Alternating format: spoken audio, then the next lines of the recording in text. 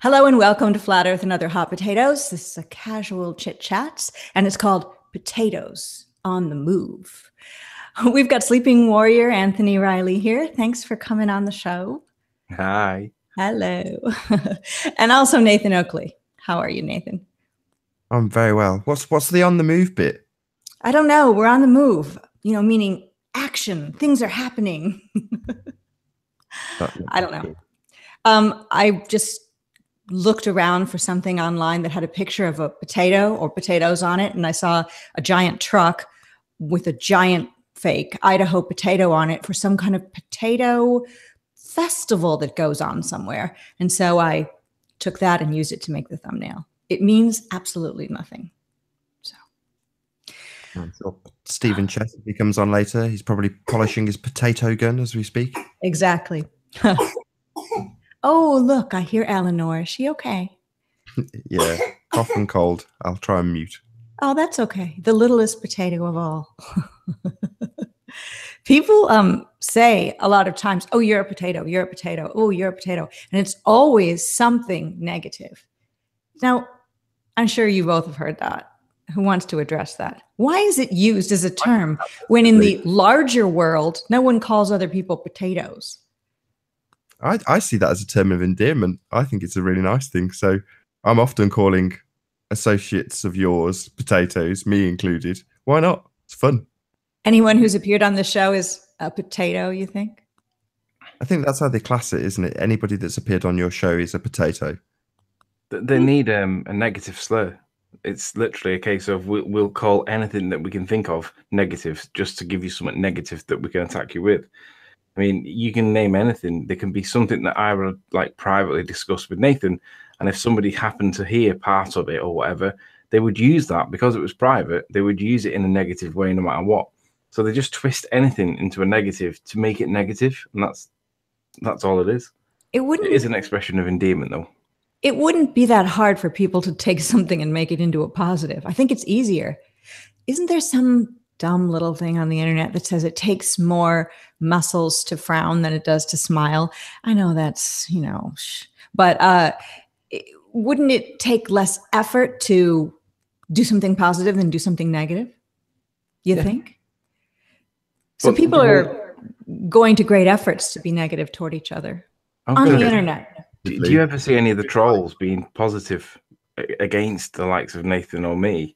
I don't see any of the ballers being like positive. It's all negative in every possible way. Well, there's never a compliment. There's the sly sort of positive that some ball trolls use, where they kind of come up to you and sidle up and they try to flatter you and manipulate you that way, and then they go in for the kill later. Yeah, we could name a few names there. Yeah, we certainly could. Even being but we won't. smiling instead of frowning will still get you negative comments. It's, I don't know, some of the slurs I get just for smiling at the beginning of the show. It's like, look, he's clearly a nasty, narcissistic psychopath. Because of your smile. Because of your smile. That's your face. I mean, that's your face. What are you going to do about it? Don't worry, be happy. Yeah. That's the answer. I hated that song when it came out. Don't worry, be happy. It seemed to be. I never liked it. It seemed to be. Now, I wouldn't take the opposite, which would be worry all the time and be unhappy. No, but that don't worry, be happy, that allows all sorts of bad things to occur in the world when people take that attitude. There's got to be some middle line. Worry about things that you have the power to help change, and the rest of it, let it go. I don't know. That's just me. Very deep philosophical way of looking at quite a nice song. But there we go. It annoyed me. There's another song that came out that's somewhat like today's version of Don't Worry, Be Happy. What was it? Something like Just Dance or something. That's not it, but it's one of those songs. And it was everywhere for a while, in commercials, all over the place, in America anyway. And maybe somebody in the live chat remembers the song. It's not really called Just Dance, but the concept of the song is that. And that's what mainstream media does to all of us, really, is distracting us with all of these things that are essentially, don't worry, be happy. And I'm not talking about the things like in America, the stock market crashing or whatever's going on in the UK, things going on horrible all over the world. But their general message at the end of every newscast is a happy human interest story where a kitten is saved or a baby is born and a fireman comes to help do the delivery in the back of a car. And it makes all the bad stuff they just told you unimportant. And in the end message is, don't worry, be happy. It's weird.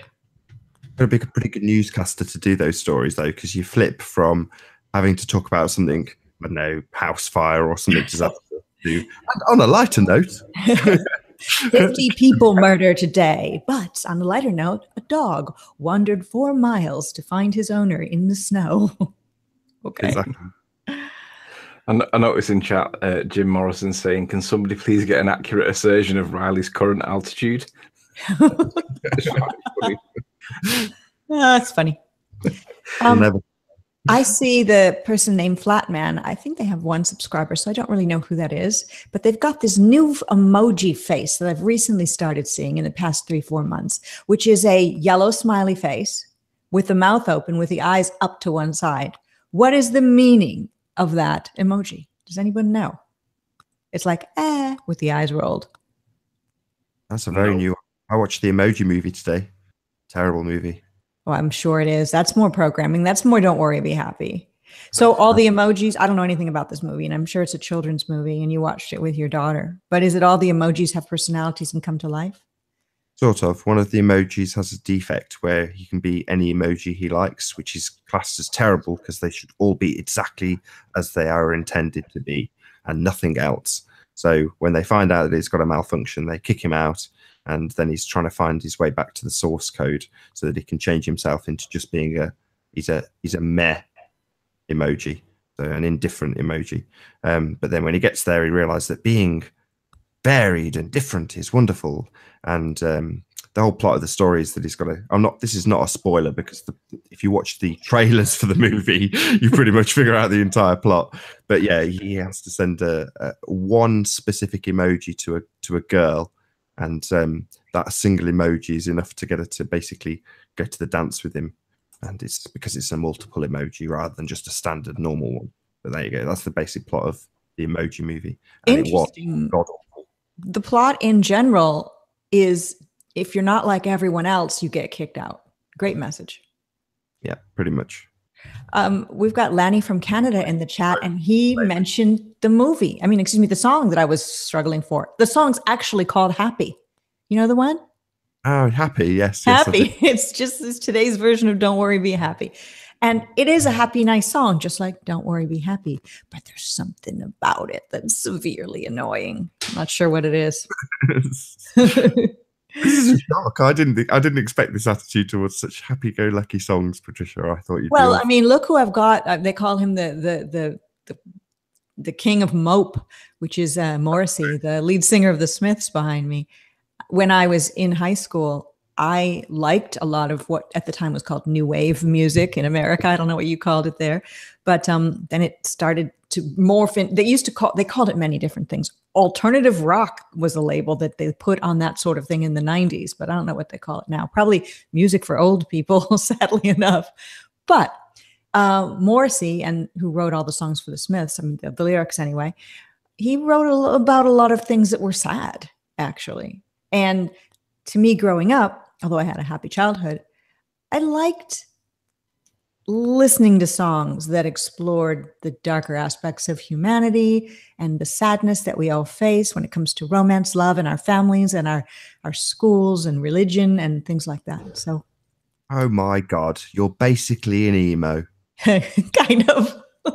That's what it would be. Not alternative rock. I think they might class Morrissey and the Smiths as emo now. Shoegazer music, kind of, I guess. Happy any day. Yeah. But I'm happy too, I'm actually the opposite of miserable.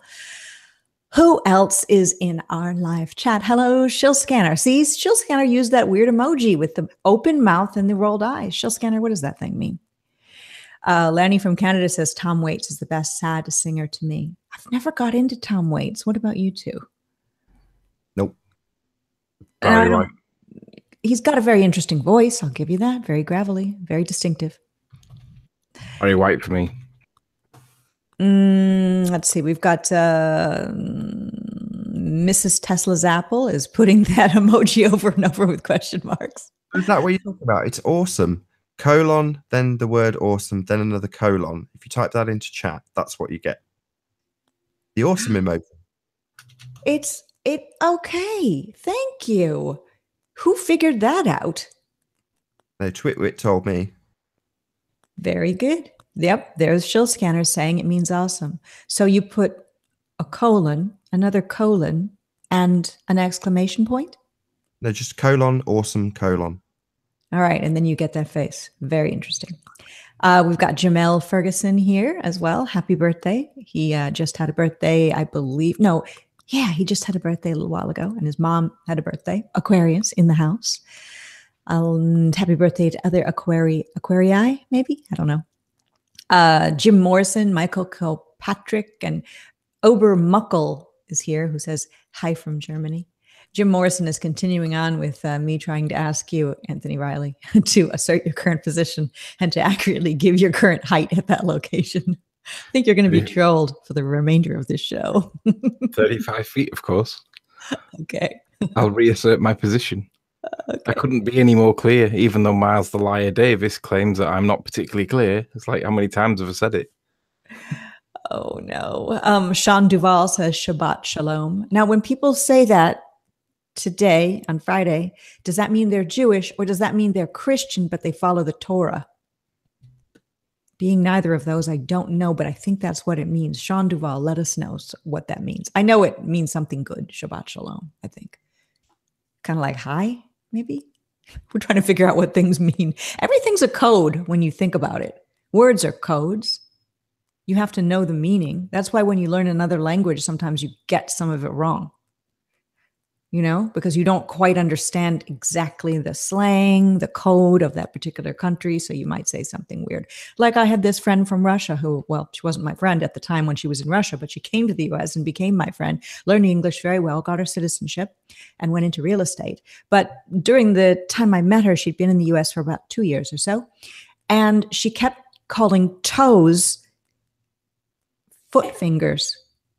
Now, she wasn't an unintelligent person, but she couldn't really get the concept, you know, foot fingers. And really, essentially, they are in a way. I don't know. Patricia, what's your views on the Tesla car on its way to Mars? That thing is so incredibly fake that I cannot believe that alone didn't make everybody look into flat Earth. Even the most mainstream of mainstream person. I think they're trolling people like Red's Rhetoric. You know, the people that have to believe the official narrative. I think they've deliberately put up the worst possible scenario that they could possibly put up there, just to see how many people actually still follow the narrative. Anybody with half a brain can see that there's something clearly wrong. Yet they've all got to accept it because that's the official narrative. You and I can sit back and we have the luxury of laughing, and they can't. They've got to accept it, and it's glorious watching all these idiots talk about something that we all laugh about, and they've got to push it as true. I wonder how Jeremy's going to survive getting around that one in the next few weeks.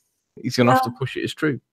That's the thing. It is a test. Only the strong will step outside of their ball cult and say, I'm talking about those on YouTube who are involved in, you know, this sort of thing, will step outside of the ball cult and say, wait a minute, that doesn't look right to me. And hello, Zoe Scribner, Be Here in Love, has joined us. It's so fake that it's even people who are truly believing in everything the mainstream says have got to think why. And then once you say why, that looks so fake, the next logical conclusion would be, why are they faking something? If I were in the Matrix still, that's what I would say. Why are they faking it? But I don't know, John LeBon's attitude towards this is that they're not faking it particularly well, and that's intentional. So his example admittedly wasn't this very recent launch, it was the moon landings. But his example was that you're not really being deceived that well. In other words, it's not really that hidden.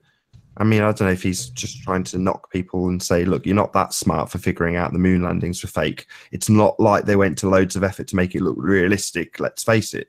And I kind of agree with him. And this is along those lines, which is to say that if you are to actually believe the most recent fake X launch, then you've got to be a bit dumb, because it's blatantly obvious that it's fake.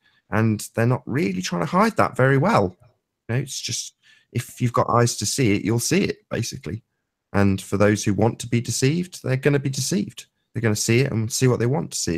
I don't know if you saw Jaren's video on this, but although I hadn't seen Smarter Every Day's video, I used to be a fan before Flat Earth. But he did a video and he was essentially, Destin was saying that the two rockets were so beautifully engineered as to look identical on the film.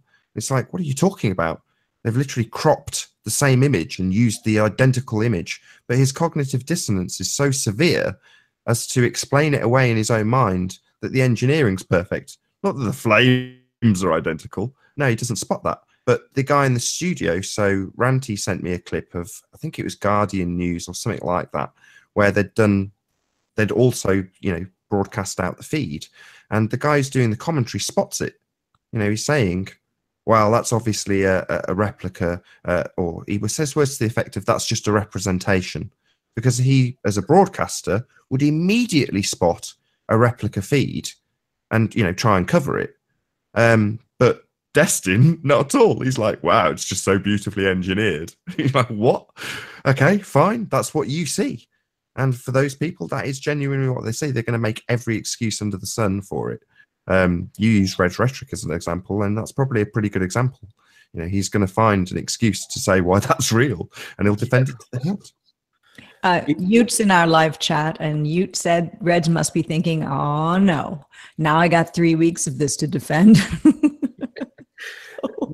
I have to pinch myself when I remind myself of the wording that Elon Musk used, and he used words to the effect of, you can tell it's real because it looks so fake. Now, aside from the fact that on face value, he's trying to support it being real, what he's actually implanted into you, it seems that he's trying to say, if something looks fake, it's real. Like generally, not just in relation to this one piece, but generally, if it looks fake, it's actually real. And I'm thinking, whoa, so really, are we moving into a new age where, I mean, I got the feeling, I don't know about you guys, but I got the feeling this particular video, this launch was aimed at the millennial kids, the guys that were like, they're born in like the 2000s, because it seemed to be very happy clappy for me, like almost like a church or a religion. Yes. And for me, I looked at it and I'm thinking, this isn't aimed at us. This is like a new genre. And I just looked at it and I just thought, I can see all these millennials now holding each other's hands and singing Kumbaya. And that's just like what I could see. And I was like, whoa, this is a different position at what I'm used to seeing, but very, very weird. The crowd's cheering. Now, I know they panned to the crowds a few times, but the sound was way more than the crowd numbers. And it looked very millennial, very much so. You are so right when I saw a few flashes of the crowd. And even the broadcasters, a couple of broadcasters that were, narrating the whole event, they seemed quite young. And I know it's easy for me to say people seem quite young. I just turned 55. I'm not saying it from a 55-year-old perspective, but I'm saying that it was specifically young people who were tapped to be involved in this thing, to bring it, like you said, to the millennials.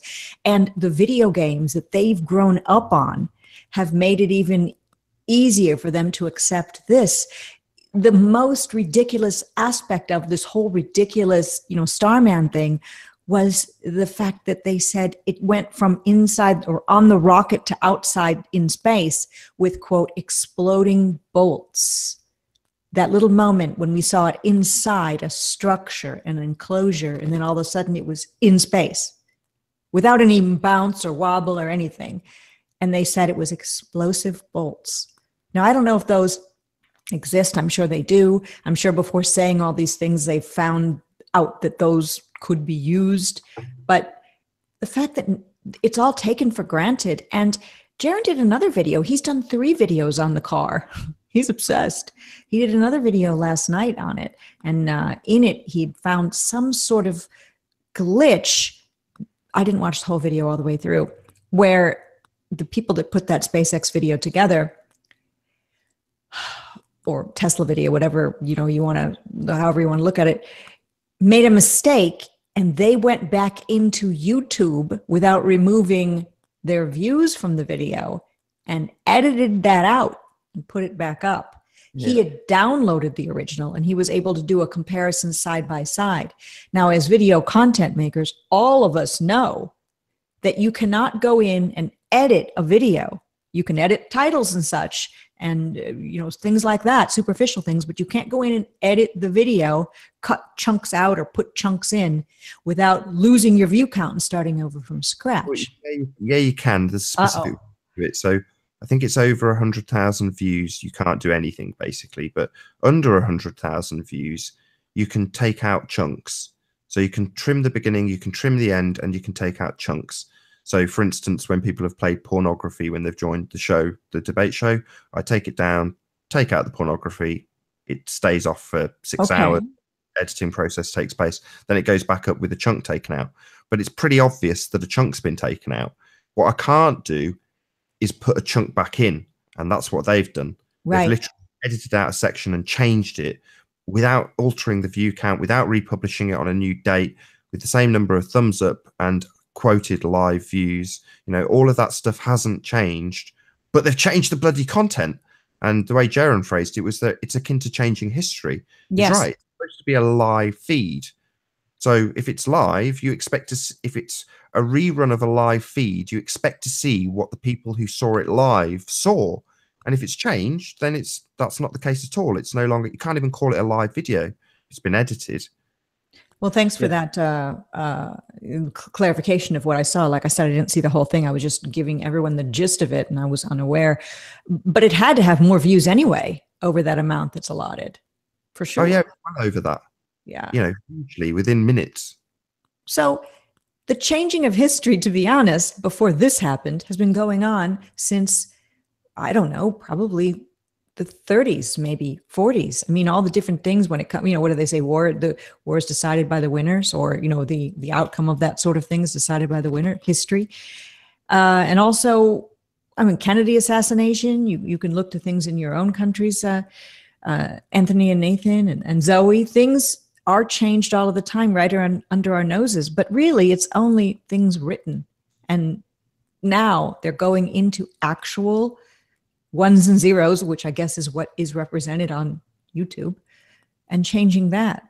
And then because we know they can do that, and all of us here can't go do that, they, in quotes, can, that shows even more of the deception that's going on. That makes this thing even faker than what we already knew it was. David says the fact that SpaceX was able to change their live stream proves that SpaceX, Google, and the rest of them are all in on it. Yes, I agree. There we go. And so what can we trust? Why are we even bothering? We are like a little tiny ant trying to move, I don't know, 50 elephants. Why do we even bother?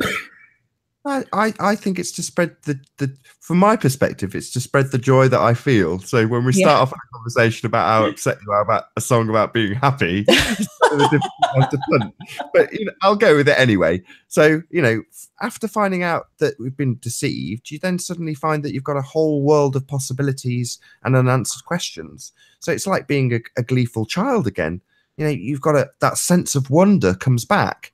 You know, I'll always go back to this. It's like the scene in The Truman Show where he's about 12 or 13 years old, and he says, I want to be an explorer.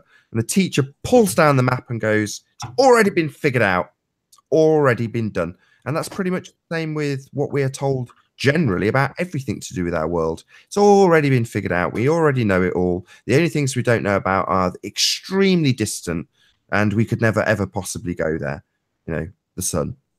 For example. But no, I jest. But you know, the stuff that we are told that we could generally experience in our day-to-day lives, everything's got an answer already. Why is the sky blue? Well, we know exactly why it's blue. We've got a definition. You just need to go to Wikipedia and have a look, and we'll tell you what the answer is. Well, it's like I want to express that I'm no longer really told a great deal. You know, it's more about exploration and finding these things out for yourself or to your own satisfaction. And that's a wonderful place to be, you know, not thinking that everything's already been figured out. Hey, Stephen. Hey, Stephen. Stephen Chess is here. You're backlit. I know. You're in shadow. I'm not a lighting person. I know. You need to have a totally altered voice too, because you look like you're in the witness protection program.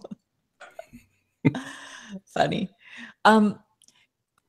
If anybody who's involved in revealing the fact that, or studying the fact that the Earth is not a globe, this SpaceX Tesla thing and how it has been changed, like Jaron revealed the other night, through Google, through YouTube, the actual footage, it right there, if you ever have doubts, if you ever wake up and you say to yourself, maybe I'm on the wrong track, maybe the Earth isn't flat, maybe I've been fooled, maybe I'm in a cult, maybe I'm just delusional, maybe I need to get out more. This is it. This is, it actually is almost more, and you're going to not like this, Anthony, more important than if you can see Ireland or not, in a way. What do you think? I think that people accept the reality in which they're shown. I think if people are told this is the truth and they're shown it, as in it's depicted in some kind of picture story for them, if they can see it and they're told that's the reality, they'll believe it.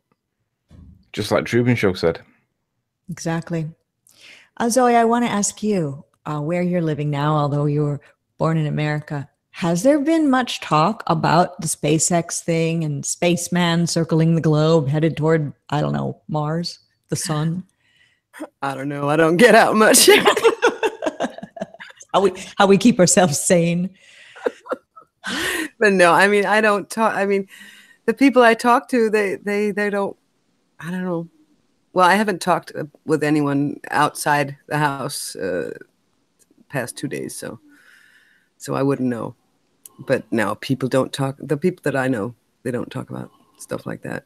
I mentioned the moon landings were fake a year ago, and that I found out I'm not going to go there again because their comeback was, oh yeah, we saw that video of the filmmaker who debunked that, where he told us that they didn't have the technology back then to fake stuff. So I mean, I'm not gonna. The people that I have around me, they're not susceptible to. It was interesting that Nathan and I were specifically asked in the debate this morning, did we accept the SpaceX launch? And I hadn't even seen it this morning. I'd heard about the commentary from people talking about it, but I hadn't seen it. So I didn't really have a view, but my general position is it's nonsense. Without me even looking at it, I dismiss it without even consideration of any evidence. So my default answer is it's nonsense, without even looking. And they were very critical of it because they were like, well, how can you dismiss it without even seeing it? And it's like, well, everything else that they produce is nonsense. For me, I mean, you might believe it, but for me, it's nonsense. And they don't like it that I dismiss it without consideration because, I mean, I suppose it's bigoted in one sense because you're not prepared to view it. But I don't really need to feel the need to view it. Do you know what I mean? It's like once you've seen them, once you've seen one or two of them that you think are dubiously dodgy, you don't really need to see any more. They're all going to be off the same kilter. And when I see the group of people and they're all cheering and getting all excited and hysterical, and I look at these people and think, what are you guys doing? And it doesn't even look. It's like when they have a game show and they have like the host and he says something and then the lights come up and it says applause and they all start cheering. Yes. It was just like that. Jaron also said that he wanted to be there to see if he could attend and be an audience, be in the audience, and he found out that you can't attend. It's only the people who are employed by SpaceX and their friends, only the people that they can invite. Outsiders can't come in and be audience. And of course, most of those people don't have any idea about what's going on. They were probably wrangled, as in on any show, like when the Oprah Winfrey show used to air, or any filmed live before a studio audience show here in America, the daytime talk shows and game shows. You get in there. I've never been in one, but I've seen how this happens. You get in there and you're told where to sit, and then they kind of do a run through. They do an audience warm up, and they're like, okay, everyone, how do you feel? Everyone say great. great. And they get everyone's energy all hyped. And I'm sure they had that happen there. They used to have this show in the 70s in America called Let's Make a Deal, where people would go down to probably somewhere in Hollywood to be on this game show in these crazy costumes. And I'm talking literally insane costumes, some of them politically topical and just some generally like a clown or a mermaid or whatever. And they'd go and they would participate in the audience along with the people dressed in street clothes. And whenever the guy who was running the show, the MC, would come into the audience to get one of the people to make a deal, the people in the audience would literally jump up and down. Now, I've been excited and happy before about things, but I don't, as an adult, jump up and down like a pogo stick. That's, you know, there's a really good there's a really good thing that all of us can do, and most of us have got cable TV or satellite or whatever. Go and find one of the religious channels, go and find one of the Christian channels, and go and find one of the evangelist or evangelical you know, the ones where there's a guy on the stage and he's got a very powerful voice and he starts shouting and getting really excited and everybody starts screaming at him because he's getting to the crescendo of his point, whatever scripture it is. And it's all over the top theatrical stuff. And you watch it, and I always get an uneasy, an uncomfortable feeling inside that these guys are literally brainwashed. And that's exactly the same feeling that I get when I'm watching the SpaceX stuff. It just feels like you're watching a religion and they're all getting hysterical. And I'm looking at them thinking, what are you doing? And they're all so excited with each other. And I'm like, that's either brainwashed or it's just fake. I can't get past it. It is absolutely tantamount to religion. I mean, that's the kind of churches, evangelical churches you're describing, and that's the churches I was raised in. Scientism. And talking in tongues and all that sort of stuff, and the preacher will heal people on the spot, and they all line up, all that kind of stuff. But you're not wrong. That's exactly what it's like. It's tantamount to a religious gathering, and it's only when you draw those comparisons that people go, you know, they might, in some instances, they just deny. No, it's not a religion. Of course, it's not. But and the other point that I totally agree with is once you've seen a magic trick done and you've had a fully concise explanation of how the magic trick works, you don't need to see the revised magic trick, you know, to know it's nonsense. You know, it's not. What was the word you said? Bigoted? Not at all. You know, if you know how the magic trick works, you go, yeah, that's a magic trick. I know how the trick works. And even if you don't know exactly how it works, you just know that they've done sleight of hand somehow. You realize it is just magic, and you don't need to see any more. And that was why me and Nathan were challenged this morning for why we reject it without even looking at it. And it's because, well, we've seen it that many times before that we don't need to see them all again. But these guys don't realize that this stuff's not new. This stuff's repetition of a theme. It's all the same stuff. It's all happy clapping, hysterical dogma that is fundamentally religious, and they can't see it. And it's like, if you want to buy into that, it's your prerogative, guys. But me, I'm laughing at it. Yeah, monkey see, monkey do. I mean, that indeed is, you know, we've got in our live chat a guy named or girl named Pascalor who says group dynamics.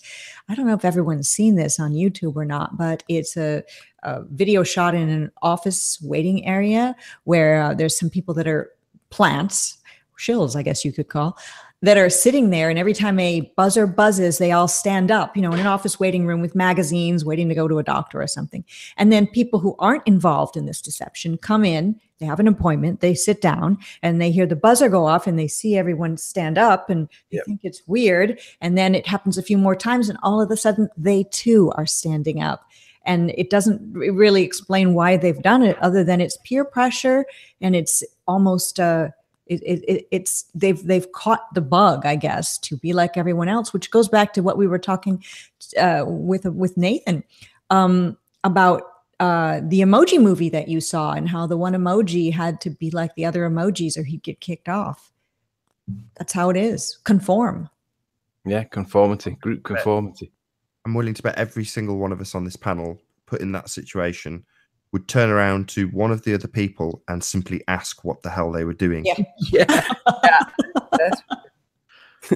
What's going on here? Can you guys see this is totally fake? I mean, can you imagine any of us there? Well, that's why none of us, or Jaron, would be allowed to be at a place like that. Whoever was there would be vetted. We'd all have that facial expression of like, what the hell? We'd be looking around at everybody and they're all dancing and holding each other, and it's like a football scene, like in a football crowd, and we'd be all like, "What the hell are you guys doing? You guys drank some Kool-Aid? What's going on?" Coca-Cola. Or we'd be like the guy on the Truman Show. It's fake. It's fake. Exactly. Parachuting in.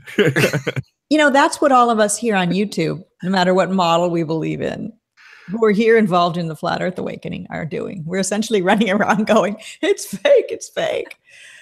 But a lot of times they say we're in a cult if we say that. And Carolyn Gutman Day says people project onto us and say we're in a cult religion called Flat Earth.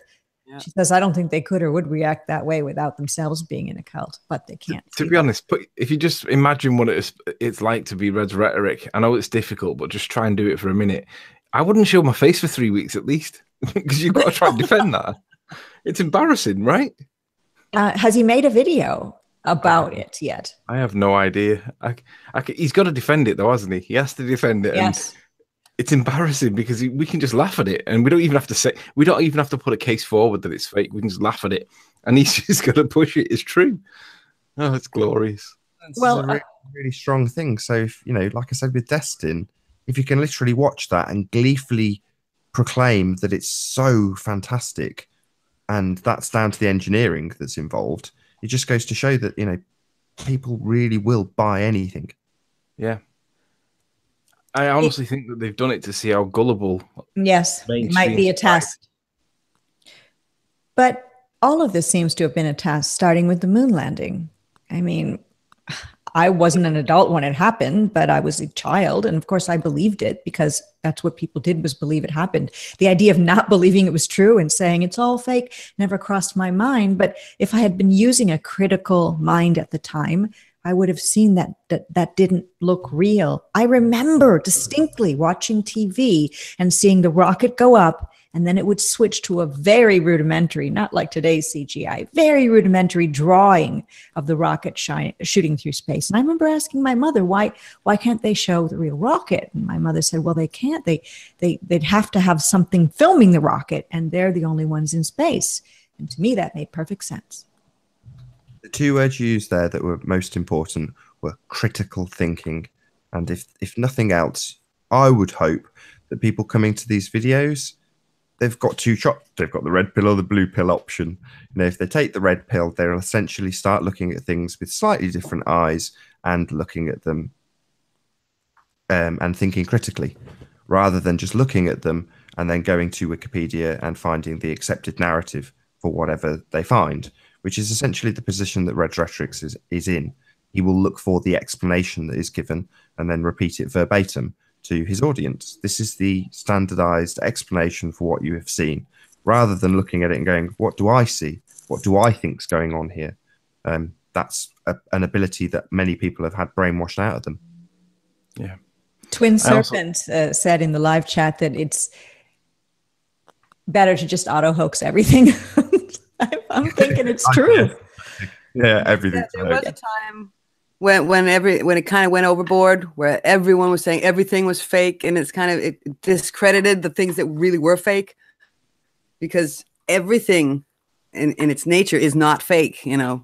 But a lot is. But if you just auto hoax everything, you lose your credibility.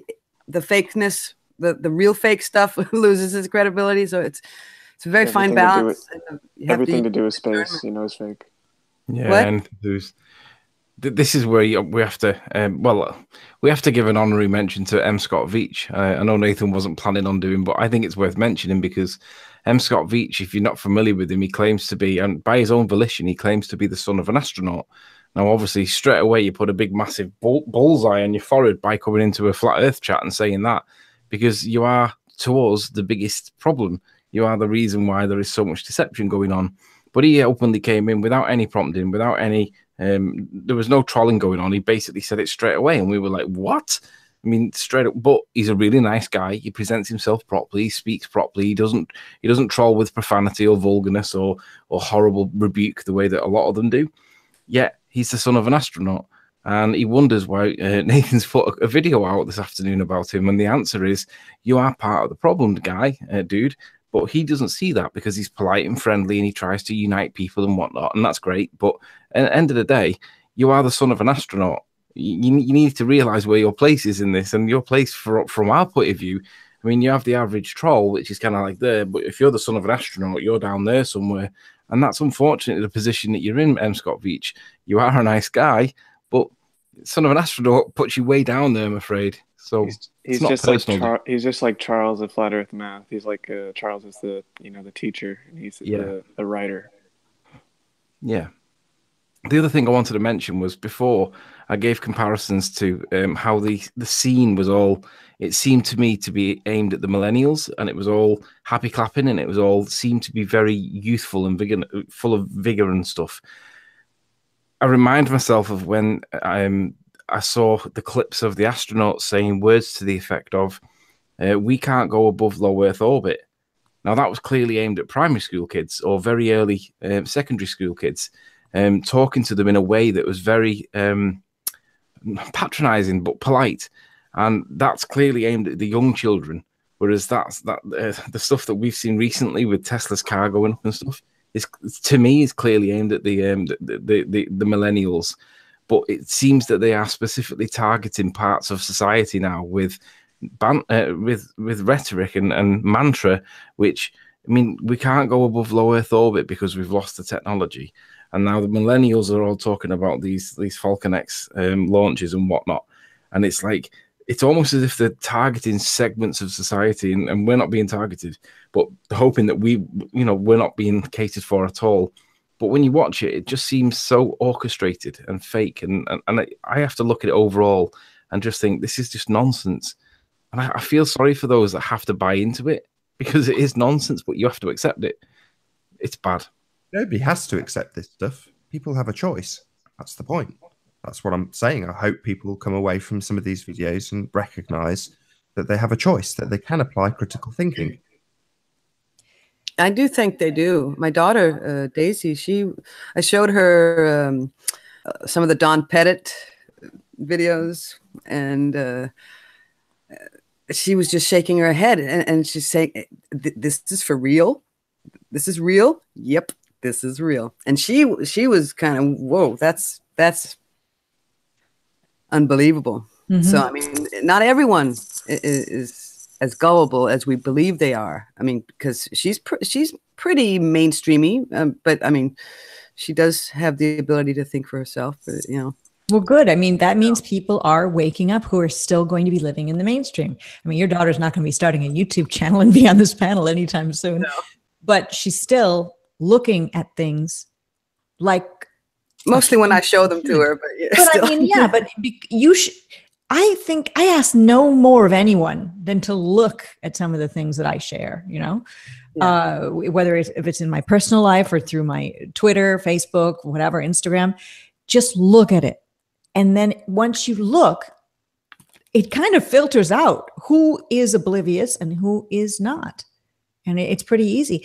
What you were saying, Anthony, about that it seems like they're targeting younger people, millennials. I truly believe that's true, because the people who are older, who have been around for a while, who kind of lived through 9/11 in America, or some of the things that have gone on all over the world, these other events. 9/11, even if it was an American thing, I mean, it affected you guys in the UK just as well. It was a big, big, big, big world-changing story.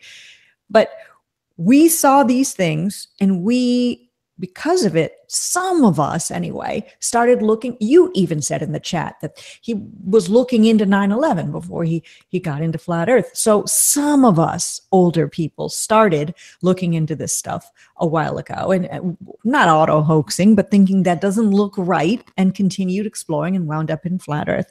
These younger people they weren't around to look into 9/11. It wasn't part of, they were being born then.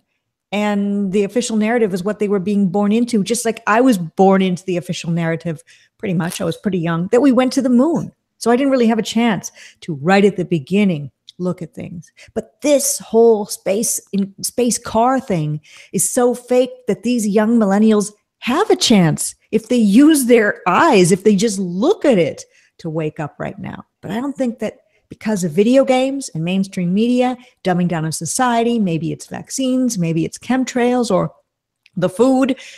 It's like they're born without a chance to look into it.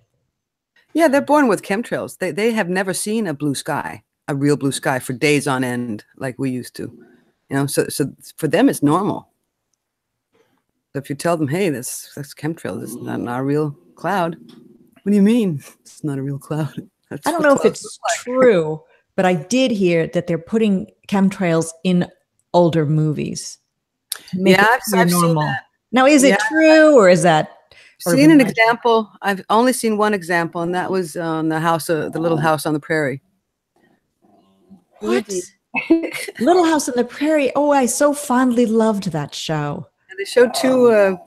I mean, of course, anybody could have put that in, but let's take it as, you know, that's my dog, Luigi. Why do you have to do that now? Okay. Well, he's saying hoax. But yeah, two, you know, frames, one with a chemtrail in it and one without, you know, the original and then the newer version. So that's kind of creepy. Yeah, but we don't know what chemtrails are. So right there. I want to turn it over to Stephen Chess for a moment. I know you watch the weather a lot in California, wherever you happen to be, and you kind of call it flat Earth weather because you're kind of looking all over to looking in the skies and seeing how to be able to predict actually when it's going to rain, which is a bit of an unusual skill since you're not a meteorologist. You're looking right now. If you speak, the screen will pop up so everyone can see.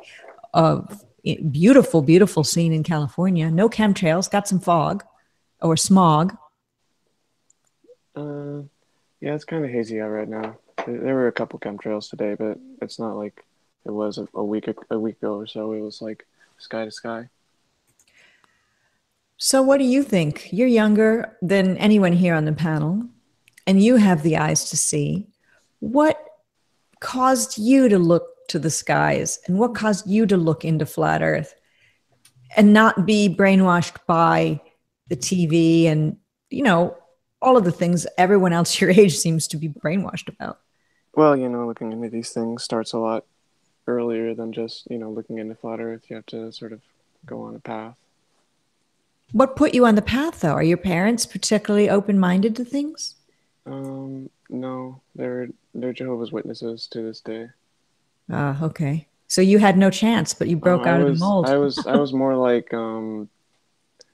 deep in some kind of weird cult, you know, like Jehovah's Witnesses are just, you know, they're like the other end of the spectrum from the crazy like churches that are like all Pentecostal and insane. You know, they're just kind of like the monks of Christians. You know, they're quiet and calm, meant to turn the other cheek. And yeah, my sister's still caught up in the cult, and you know, pretty much everyone I knew. So what was the first thing you looked at that took you off the path of a normal guy?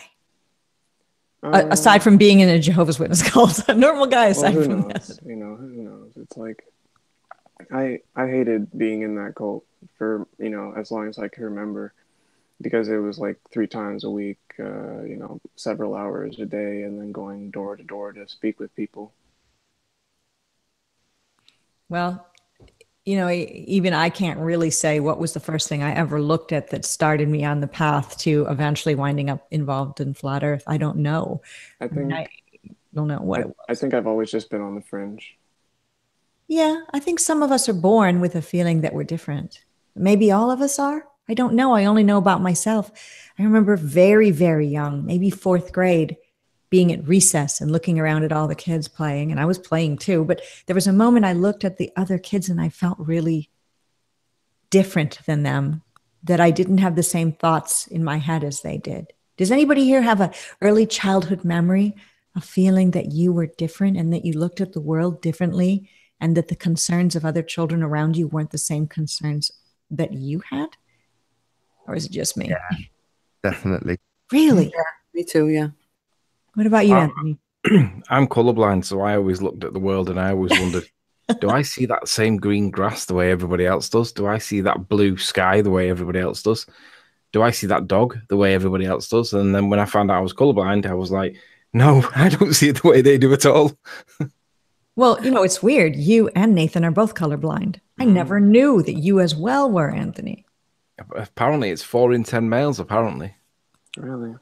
Interesting. That's a lot. 1 in 10 females. Huh.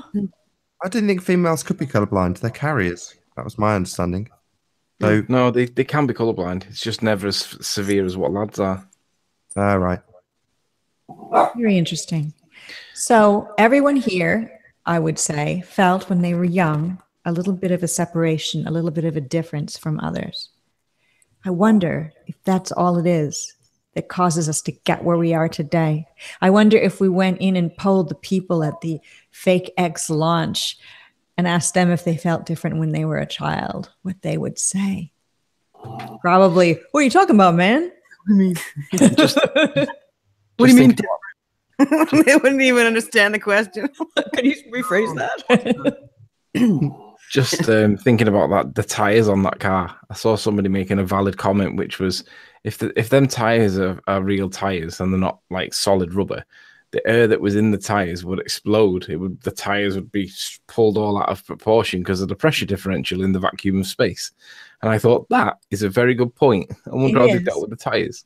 I brought that up with somebody, can't remember who was trolling me. And they said, not if they were inflated too. And then they gave a PSI number, which I can't recall. But that wasn't revealed, because I would say if Elon was even asked, and I think we've all seen that footage about if it's a normal car. He's like, yeah, it's a perfectly normal car. He didn't say it has special tires or we drained fluids or we did this or we did that. Nope, none of it. Nobody asked. I liked Mark Sargent's point, which is that if you're going to put something out into space and it's going to be seen around the world and it's an amazing occasion, why wouldn't you have your name splashed all over it? That is true, but I don't understand why they wouldn't. Mark was saying that we take every opportunity in our society to monetize everything, put logos on things, try to sell a product. But I don't know what it means that they didn't do it. You have an idea? Well, just have a little thing. I mean, they of course had the T on the front, and maybe because the Tesla is not a car that anybody can buy.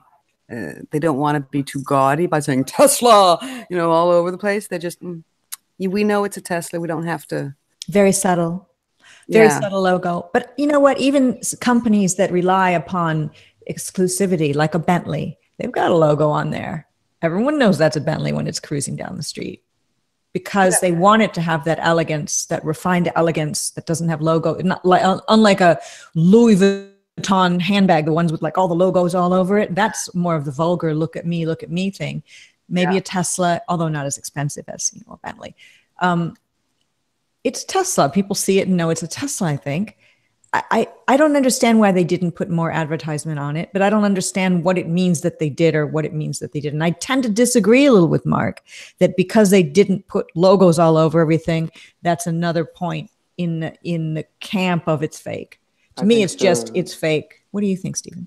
I think the reason they didn't put any kind of other advertisements on or too many of their own is that it's like, it's supposed to have just been this one guy who funded it by himself, a private citizen who doesn't really need any help from anyone else. It's like the Donald Trump of space, you know what I mean? Yeah, that's probably true. I see when you speak, there's a contrail from a plane, or maybe it's a chemtrail. We'll wait and see. Well, it's still there, and if it's a contrail, it wouldn't. Maybe someone's skywriting flat Earth while we're here, or it's all fake, or something like that. Funny. We've got M. Scott Veatch in our live chat, who, from what I've learned, is the son of an astronaut. And I've noticed him around lately. And I have a question for M. Scott Veatch. I never noticed you around until lately, although I don't see everything that goes on in Flat Earth. Where were you, and what made you jump in the fray here, aside from the fact that you don't believe any thing that us flat earthers are talking about. But there's lots of people who don't believe what we're talking about, but they're not in chats on YouTube. What was the one thing that caused you to step in to the whole flat earth, globe earth debate? And secondly, I'd like to follow that up with a question, which is, do you accept the Tesla launch vehicle, rocket launch thing? All right. So do you accept that as true? All right, we'll let M. Scott Veatch, the son of an astronaut, reply there. And I want to say hello to Ukdina Walker, and also Martin Leakey is here, and Flat Earth Vegans, and Irk Childs, and Flat Accord Music, and a bunch of other people too, who I'll mention as we move along. Flat Earth Vegans, good comment. I'll never buy a Tesla now. Actually, I'm going to challenge M. Scott Veatch, and I'm going to challenge Patricia respectfully. Okay. You should interview him. You should interview the guy. Very interesting idea. Very interesting idea. M. Scott Veatch, we've already corresponded by email. Maybe we can set that up right now. See if he's available. Maybe, I don't know, Tuesday night. What do you think? 6 p.m. Eastern. Type 1 in the chat for yes, 2 for no. Here's M. Scott Veatch's answer, or maybe a partial answer, since we asked him so many questions. He says, I do believe a lot of what you say. I think for me, I got interested in the moon landing hoax. I saw Bart Sobral and was like, some of this is compelling. So that's the first part of his answer. So he's not 100%, Red's rhetoric on this whole thing. So. Slightly comforting. Yeah, indeed. That's how some of the reporters came off to me as, at first. I think he's accepted the offer. Oh. Just sort of like, oh yeah, I've been looking into what you're saying. I like some of your stuff, So they're not like, no, I think it's stupid. You're dumb for thinking it, Well, it's a better note to start off on. Yeah, that's very true. And also, I've noticed that there was a documentary team that was filming myself and Mark and other people. And they, although they were around Mark a lot and me a lot and other flat earthers a lot, I don't know when this documentary is coming out. It's in editing now. I asked them, what do you think? Have your beliefs changed? And they said, it's very compelling. From the beginning, they said it's very compelling, meaning they didn't come out and say, we think you guys are a bunch of lunatics. So at least they had an open mind to it. We've got more responses from M. Scott Veatch. The next one to the questions that we asked, he said, and then so I decided to do research one by one on each point, and I'm down. Consider it done. All right, so we're going to do an interview with M. Scott Veatch and I Tuesday. Is it Tuesday? Tuesday night, or, night, I'll say for me anyway, 6 p.m. Eastern time. That would be 11 GMT on this very same YouTube channel. Very good idea, Anthony. Thank you. And I'm going to quote it. I'm going to predict that it'll be your most viewed interview. You think? Absolutely. I don't know. My Brian Mullen interviews do get quite a lot of views still. Son of an astronaut, come on. But Brian Mullen. All right. We miss Brian Mullen and wish him well wherever he happens to be. I think he's fine and life's going along for him. We don't know the whole story of why he left, but we have heard. Go ahead. Pulled a half Tiger Dan. Yeah, exactly. Let's see what else is going on here. M. Scott Veatch also says, I really got into Flat Earth through Mark Sargent. I found him to be very reasonable and fair-minded. I liked how he was never rude. Actually, it's one of the things that attracted me to the Flat Earth Clues when I first found them. I listened to it, and it was the first Flat Earth thing I came across that I remember. And it was very, he seemed just like the guy next door doing it. And it was very easy to listen to. If I had come across other Flat Earth material with people drunk or people swearing or hit pieces, I would have just been I would have just thought it was more YouTube garbage. Wouldn't have been my thing. But that's just me, because that doesn't appeal to me as a person. So we've got Effie Trixie saying that Nathan has lengthy videos on his channel calling M. Scott Veatch Satan. Nathan operates his channel the way Nathan operates his channel. I am not Nathan's keeper. Nathan is not my keeper either. I'm sure I've done stuff Nathan's not that approval of. Maybe in retrospect, moving to the UK would be one thing. But Yeah, I mean, I can't, speak for Nathan when it comes to what he puts. I described M. Scott Veatch as the Antichrist and riding on a wave of trolls, suave and well-spoken. He's a peddler of propaganda. That's the bottom line. So the way you've put it there, although I haven't watched the videos where you've said I know there's videos out there you've done on M. Scott Veatch, but I haven't seen the part where that direct quote came from. But I'm going to believe it's true because it was, you're not denying. I see the way you've said it. It's not like you're literally saying he's Satan kind of thing. No, I pretty much am. No, I'm joking. No, I'm not literally saying he's the son of the devil. No. Right, exactly. I know what you're saying. And M. Scott Veatch says Nathan's okay. He's just not a fan of mine. So M. Scott Veatch sounds very reasonable, but we'll have to see whether I come up with that same assessment after the Tuesday night, 6 p.m. Eastern show. So, to be fair, he is really polite and he's quite amiable. Mm-hmm. And I did a bit of research on him to see a little bit more about this guy. He's from Oxford in the UK. He shares a birthday with Lewis Hamilton, the Formula One race driver, and Nicolas Cage, which I found interesting. And that's about all I know. I found out that he was from England, and I just thought, huh. But he speaks really, really fast. If he gets excited, that guy, he's like a machine gun. Types fast. That's to slow him down. Well, it'll be interesting due to the fact that I'm not a debater. I don't debate. I've said that many times. I'm interested in debate in some way because I like to see what both sides think. But my mind is made up. But that doesn't mean that new information couldn't change my mind.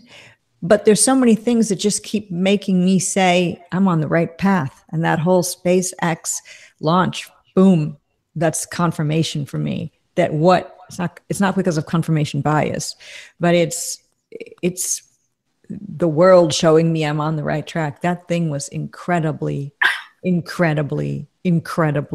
unbelievably fake. Even the way the globe Earth looked, all shiny, and everything about it, ridiculous. Silly.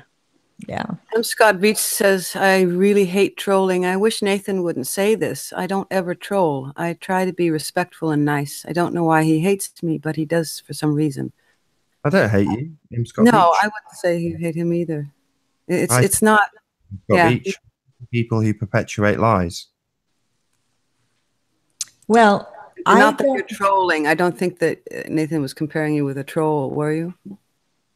No, I think you rode in on a wave of trolls and associates with trolls. Yeah. He's very well spoken. That doesn't change that he perpetuates lies. We don't live on a spinning globe. And that's the merchant. That's the kind of nonsense that he peddles. He's a merchant of nonsense. So that's what I don't like. So is the overall feeling about M. Scott Veatch, and I'm speaking of you as if you're not here, M. Scott Veatch, sorry, because you're in our chat, but everyone will understand. Is it that you believe, Nathan, that he is willfully lying, that he's fully aware of the truth that Earth is not a globe and we've never been to space, or he is brainwashed, even if he's a very intelligent, well-spoken person, by the fact that his father's an astronaut and everything that he's seen, and there's no way through cognitive dissonance or something else that he can look at truth? If I was sat here with M. Scott Veatch, I'd look him in the eye and say, absolutely, you know the truth. Therefore, you are complicit in your lies about the way the Earth works. That's what I'd say, looking him in the eye. You know. I know you know. Can I prove it? No, I don't care. So in my comment thread, this was the conversation that Zoe had. She said, you're particularly harsh. How can you possibly know that he knows the truth? M. Scott Veatch isn't stupid. And I completely agree with Nathan's view. I agree completely. I know that he knows.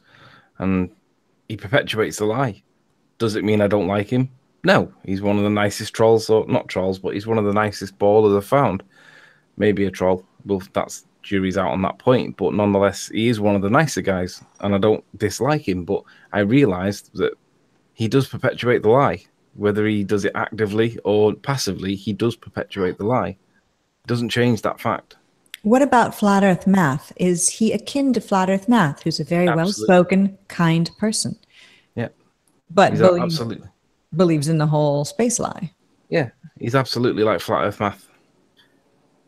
I think it's also specifically hard to give up your cognitive dissonance when your father was an astronaut, because that's even greater loyalty. It's not just some impersonal national pride or identity. It's closer than that, and that makes it maybe harder for him to give it up.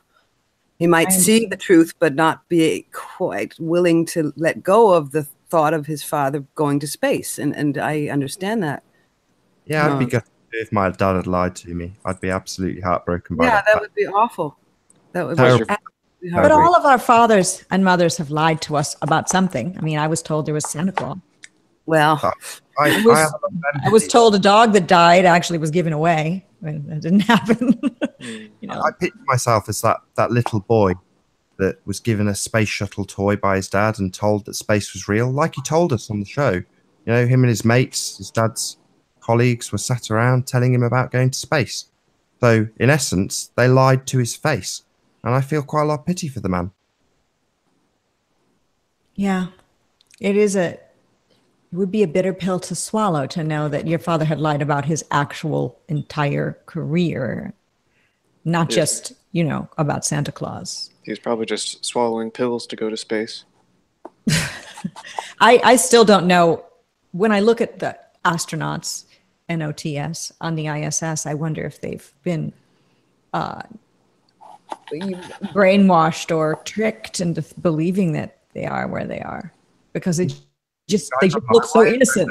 You think while they're floating around on their trapezes that they don't know that they're faking? Seriously? That part's true. Okay, so what about I guess you're right, because the Apollo astronauts might have been kind of more like the movie Capricorn 1.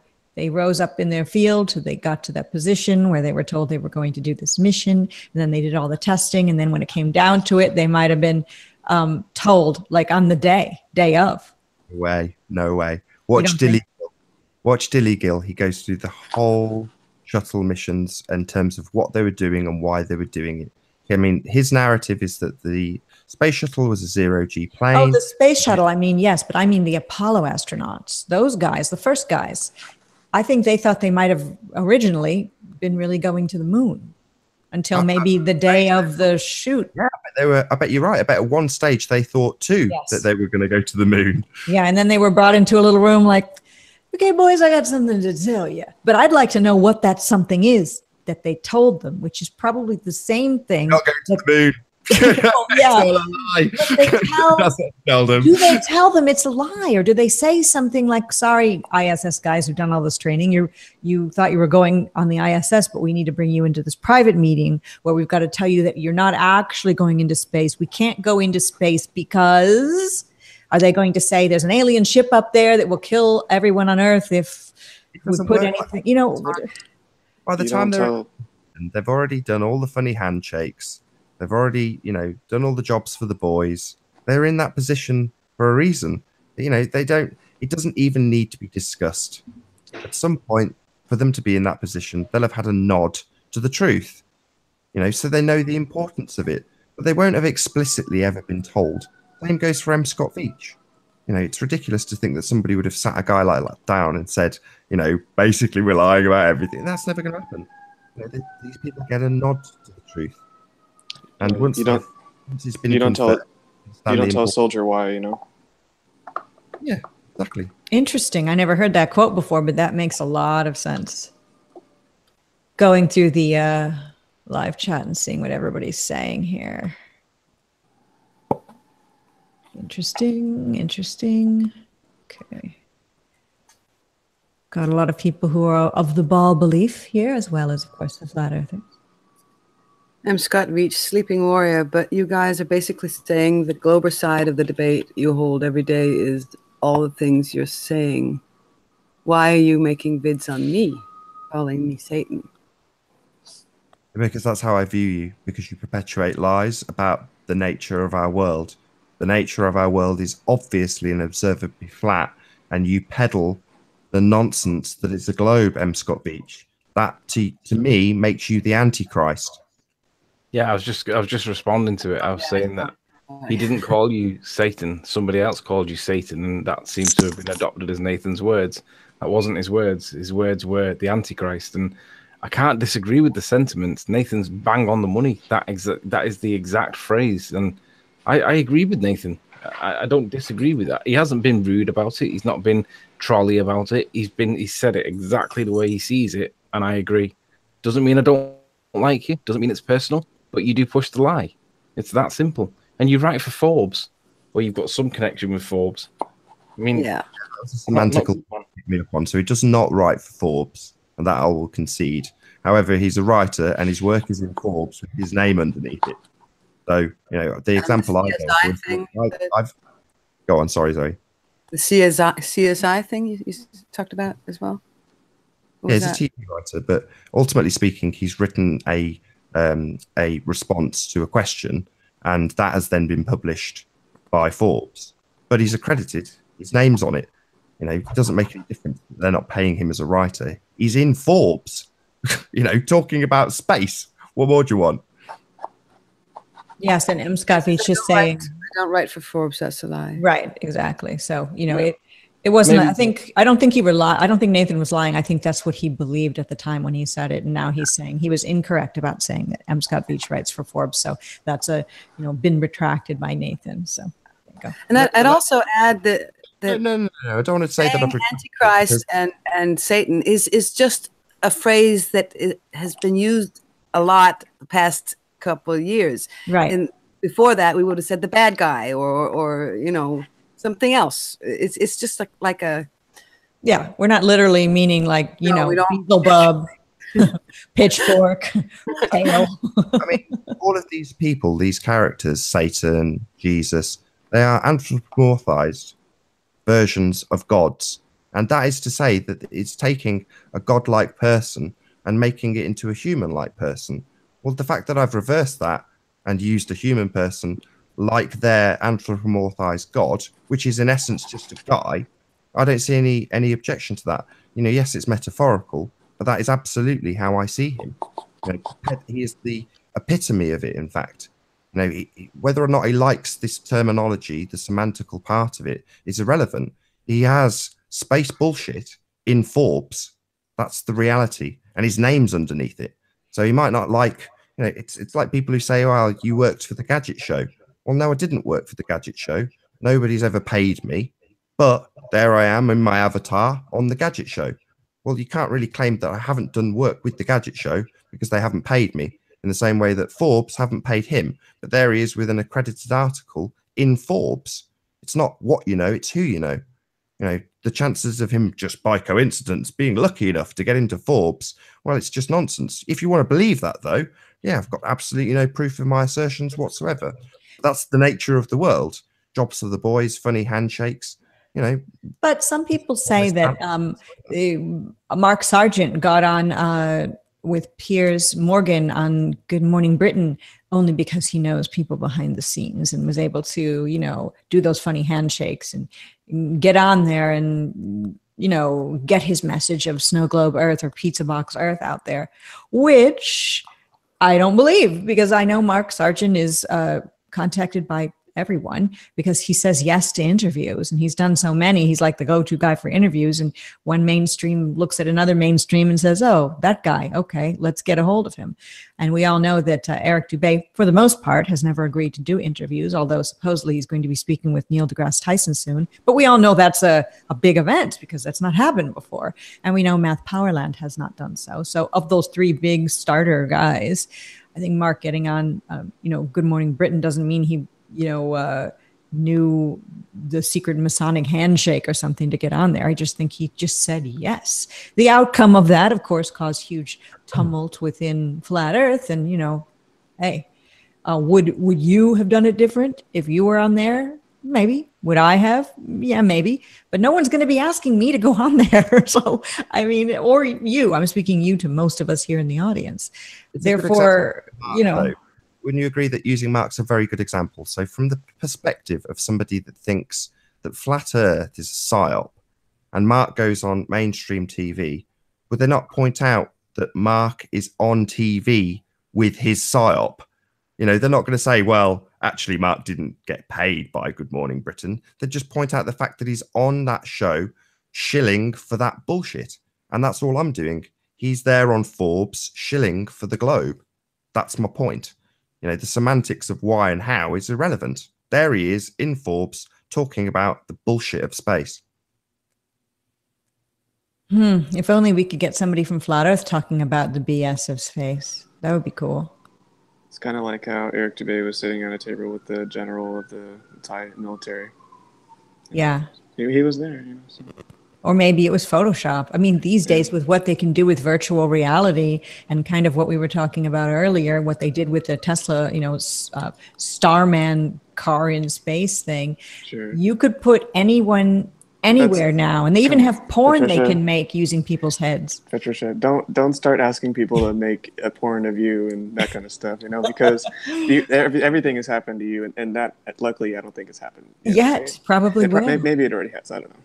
But they can. I've seen this recently where they can take it's like a new sort of revenge porn technique. If you've got the right program, a very inexpensive program, you can take anyone's head, and they used famous actresses to do it, but anyone, any of our heads, and put it on a body that's similar skin color and make it appear 100% real looking. And you do that with a political candidate or a teacher or anything like that, and set it off to the public.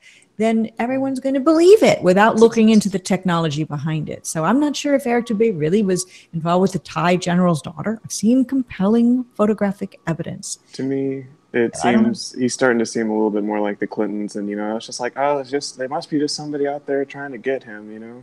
Yeah, well, I don't know. Eric doesn't reveal much about himself, but the thing is that because he doesn't reveal a lot about himself, therefore he's not under the microscope as much as people, for example, me, who reveal so much about ourselves. People tend to not believe it. So what do? You're Eric and your mom, or you're me, and you reveal everything. Either way, I guess you just get burnt. And I'm not defending Eric. He's no fan of mine. I'm just saying I don't know what to believe unless I'm there in the same room. And I think that's the essence of anybody who's involved with this whole awakening. We have to really look so hard at everything. Because I was going to mention this at the beginning of the show when we were talking about the hate that we get from Globers. And Anthony and I, we get a lot of hate from Globers, you know, undeniably. However, the kind of hate you get is of a very different nature to the kind of hate that we get, because your hate is often from flat earthers. Though Eric Dubay is a very good example of this. So your type of hatred it almost seems like the people in your own community are hating you. That's how it is. That's how I view it from the outside. Mm-hmm. Like it must be the pits for you to be on the receiving end of what seems like internal hatred from people. It's crazy, and it's crazy dumb things. Like a video's made that her face is not symmetrical. Did I ever come on here and go, hi, my name is Patricia Steer. My face is entirely symmetrical. So you're like busting me wide open for not having a perfect face. Who among us have a perfect face? I mean, bad, Patricia. Sorry. You know, she always has different clothes on. So, I mean, shall I be wearing the same dirty shirt day after day for almost 3 years? I guess if people want to do those sorts of hit pieces on me, which are always of a very personal nature, then it really only shows that they don't have a critical mind. They have a twisted To be honest, I disagree. I disagree. When people are doing those videos and those criticisms of you, I actually think it's because they're jealous of you and they want to be like you, as popular as you, as pretty as you, blah, blah, blah. I think it's purely they're jealous. That's literally it. I can't think of any other reason that they would target a woman and her physical appearance so much. It's not like I'm telling people I'm a supermodel or, you know, or pretend going around taking lots of selfies in front of sports cars wearing a bikini. I'm just here on YouTube showing, you know, my torso, and that's it. And, you know, talking to many people about flat Earth. But if people want to do that, that's fine. They can continue. I did see your head superimposed onto the spaceman. So. Oh, yeah. Yeah, that was a cool one. In fact, a guy named Sharif took my face in the spacesuit helmet, my icon, and put it with a pic of my 3 cats on the back of the Tesla out there in space. And it looked just as real as Starman in the Tesla, literally just as real, except for the cats didn't have spacesuits on. But you know how cats are. They can handle those G-forces or whatever. The tires can handle it. The cats can handle it. Yeah, it's fine. It's fine. That's how you know it was real, because it looked fake. Exactly. Yeah, exactly. Those cats, so fake, it's real. Yeah, exactly. Very surreal. There's cats. Yeah, that he actually said that. It's just, okay. Wow. It's ridiculous that he even says it, and the ballers just gloss over it as though it was like it's a nothing comment, and we all go, "Ooh, let's focus in on that one phrase," and it's because it is rubbing your face in it. Yeah, it really and it's seeding everybody. It's sowing the seeds of the mindset that when we see more fake-looking things, it must be real. It's brainwashing and programming everyone, not us, but yeah. Wow. I'm reading the live chat here. I'm just wondering if Red's rhetoric will show his face in the next 3 weeks to try and defend that nonsense, or will he just give it a wide berth? If I were Red's rhetoric, I think I would be on a holiday for about a month and then appear back. Or like that guy who was on your show, the Miles the Liar. It's like, oh yeah, I have a friend over right now. Excuse me, I might be in and out. Oh, do you know how tempted I was to say, hey, friend, do you realize that your friend Miles here is a liar? I didn't do it, but that's what ballers would do. I did consider it. His name was Joe. Yeah, it was no friend. I know, Nathan, really? No, what I found interesting was he claimed that his friend was at the front door, but he didn't leave. It didn't sound like he left his PC. It sounded like the friend came in all by himself.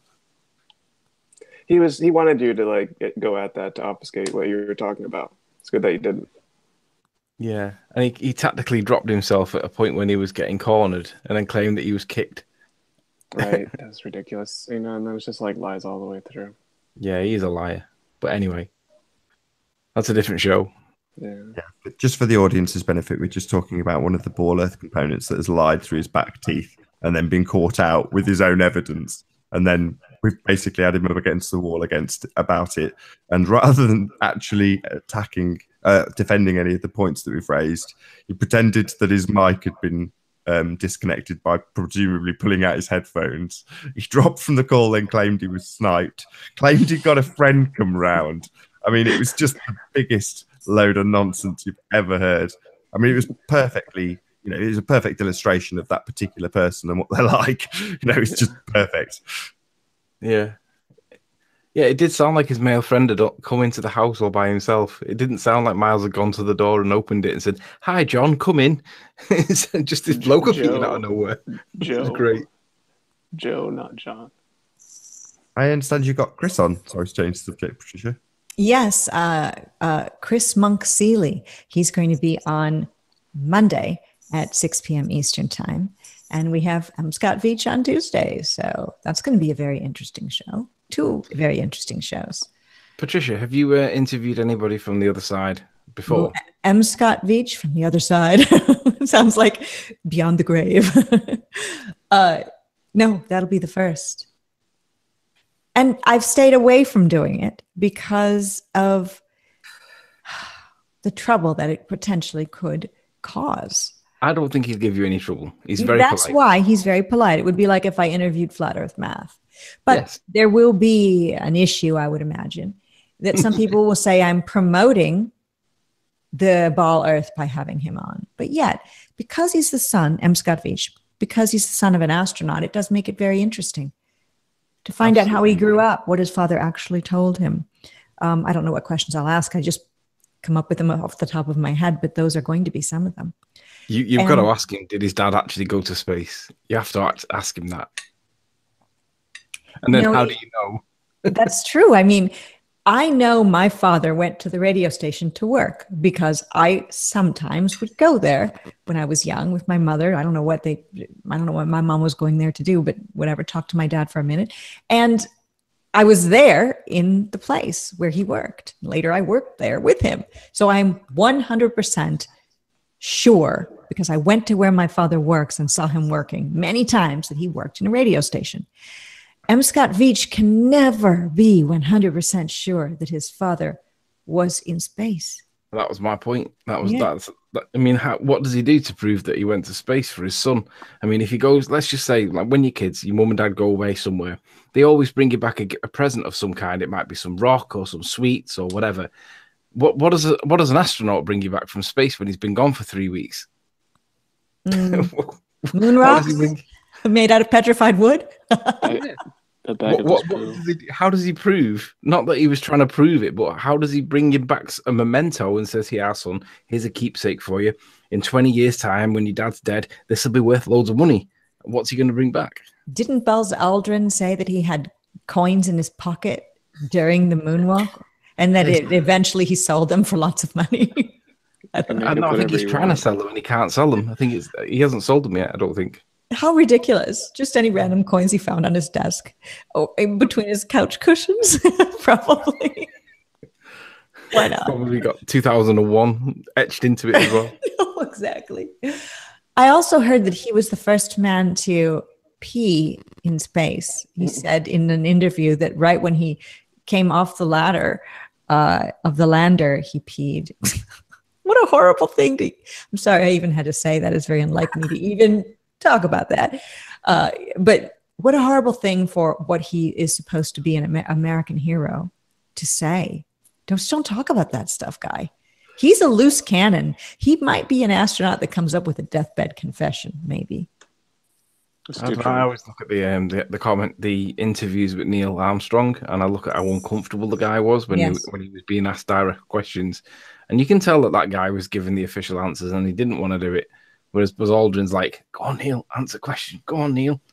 And it's embarrassing when you read the body language how uncomfortable that guy was. And I can see why he became a recluse, because he was so uncomfortable with being in the public light, in the limelight, under the microscope all the time. And he didn't like it. It was obvious. He was so uncomfortable. Yet everybody worshipped him, thinking he was fantastic. And, we could probably pilot a plane and do all the things that other guys can't do because they've not had the opportunity to. But fundamentally, the guy didn't go to space. Yet everybody believes that he did, or most people believe that he did. The idolatry that you receive after going to space, especially John Glenn, the astronauts. And I know the ones, Scott Kelly, Year in Space. These people are worshipped like heroes. Yeah, and to give that up. Gods. That's how they're worshipped, as God. Right. Indeed. So my Antichrist term making a bit more sense now. Yeah, indeed. That's why they get pissed off when you tell them that space is fake and it's impossible to go there, even if it were real. I wonder if there is such thing as space, but not in the way we describe it. I mean, what is space? It's just there's space in this room. I mean, that is a word, that is space. So if we have our flat Earth or our realm, whatever you want to call it, whatever shape map you want to come up with, above what we can see, what is there? And whatever it is it not space? Just not that space that we've been told with, the different planets, et cetera, et cetera. There's got to be something that would be classified as space. We don't know what it is. Anybody have any thoughts as to what it could be? I'm veering more and more towards a closed system these days, if I'm really ruthlessly honest with myself. And therefore, I think there's no way of knowing. I think we can't get out. It has to be a closed system because I don't see any logical Tim uses the phrase logic and reason. Well, if you apply logic and reason to the idea of a vacuum existing against a non-vacuum without a membrane between the two to separate them, then logic and reason tells you that we must live in a dome of some kind. And that's the only logical and reasonable assumption that you can come to if space is the vacuum that they tell us it is. So logic and reason is the truth, right, Tim? So we must live under a dome, right? That's the way it's got to be. If there's a vacuum up there, I don't see how they can have a vacuum but coexist against a pressurized. And then above the enclosure, a lot of people hate that word dome, is maybe what's called space. forget about the Hollywood version of space, Star Trek, you know, the Enterprise cruising through, but there's some space up there, which I don't know, is that water or is the higher elevations within the domed structure the part that's water? Well, there's a very logical and reasonable explanation for this whole vacuum next to a non-vacuum scenario. You can read about it at Forbes.com. The article was written by M. Scott Veatch. Oh, no way. Interesting. Well, we'll have to discuss that Tuesday at 6 p.m. when he comes on the show. Interesting. Are you joking, Nathan? Are you serious? Audience, though, M. Scott Veatch doesn't write for Forbes. So by coincidence, the article that he wrote was about that exact topic. Correct. I'm so unaware of, you know, a lot of M. Scott Veatch things due to the fact that I didn't expect to be interviewing him till we kind of came up with it during the show. So I'm going to have to do a little bit of research. Wow, interesting. The vacuum of space. There's so many ways that that's been debunked. Even when I first got into flat Earth, I would always think of, well, if a rocket goes through the skies and then pierces that vacuum and then goes from the blue skies to the blackness, wouldn't our whole atmosphere be sucked out into that? And we'd all be dead immediately. And they would never allow that to occur, you know, because everybody would be killed. If NASA had found that there was a real vacuum there. So now, I've just thought of a really contentious issue that you might want to swerve, but you may not. The Challenger disaster. And you know how people say that, that nobody died on the Challenger disaster? They're all still alive and kicking. I wonder what his views are on that, because there's a lot of evidence. One. The people that, you know, this is something about flat Earth that I wish could change. I wish a documentary team would go and track down the Challenger astronaut survivors or lookalikes that aren't even really involved in the Challenger at all, that these people, Judith Resnick, et cetera, these people that, of course, we've all seen the meme that they're all still alive today. I'd like a documentary team to go to each one of those people's workplace or home or wherever and talk to them about it, because they've got to have heard about it, right? Someone's brought it up to them at one point in their life. That would be a great documentary. I saw a picture on Facebook of one of these guys who was supposedly there, and it was removed. So, you know, who knows? You mean as one of the Challenger astronauts? Yeah. Huh. But no one's gone. And what I'm saying is that meme we've all seen and accepted as true of, here's the Challenger astronauts when they were there before boarding, and now here they are today now with some of the same names in societies, you know, a professor owning an internet company. What if that's completely false? That meme that we've all believed. Has anyone really researched it? That's the key. Then 6 people are dead who are actually we thought were alive. You know, it's not that big a difference.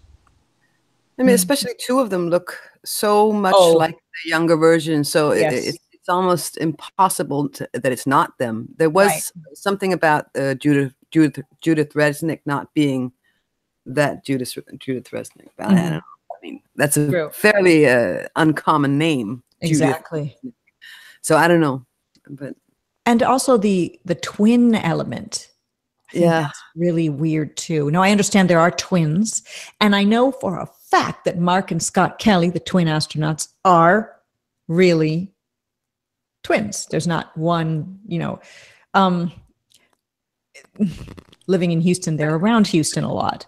But it is funny that they use twins a lot. I mean, of course it's a movie, but I mean, they also use the twin aspect in Avatar. It's like a recurring theme in the military or in astronauts, you know. Twins. They use twins in filmmaking too. You know, if you have a role for a child, you bring in twins. Yeah, so maybe it's easier to do something with twins. You know, so it's all full time. You know. Yeah, exactly. Especially when it's a child and they're working in the film industry underage, you get the twins to do everything, like that sitcom. If you remember, if you're old enough, Full House. forgot the name of the two girls. They went on to become fashion designers and kind of like celebritantes, I guess. That's very interesting. Twins in general, boy, that's a fascinating subject. The fact that they can be so different even if they are the same. And when separated and put on different diets, twins the diseases they are susceptible to are different and their body weight can be different when you'd think it would be the same no matter what. So my mother is a twin. Interesting. And so what about her sister? What are they? Yeah, her sister had triplets. Oh, wow. Right.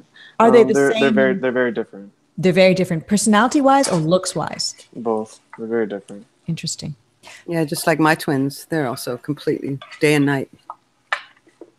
Flatastic says Mary Kate and Ashley Olsen. Correct. That's who I was thinking of from the Full House.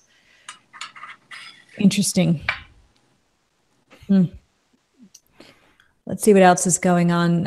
Musicians for Truth. We know him as Synthetic Dread. Jason says, I have twin boys, identical. Wow. I've just dropped the link in the main chat and in the side chat just for that article about the suction of space, the vacuum of space sucking off the atmosphere and stuff. So he wrote a Quora little blurb and it got on Forbes. He didn't technically write for Forbes. It just, worked that way. Is that how it all went down? I don't know. Scott Veatch. I think that's what I saw somebody named Trixie post earlier in the chat. I'm not sure. So we've got paternal twins not looking alike, as Tomei has said. And Flat Earth Crush says, I have a set of cloned twin Geminis. Paternal twins would be. Oh, there's fraternal. Yeah. Yeah, Timaeus is always right, so I'm not going to. The twins that are not alike come from two eggs. Yes. The ones who look alike come from one egg that splits. Interesting. When you carried twins. And the two-egged, of course, comes from the mother. When did you find out that you were carrying twins, Zoe? Early on? It's a good question. I think I was, a month or Were so. you happy about that or a little bit disturbed? Or?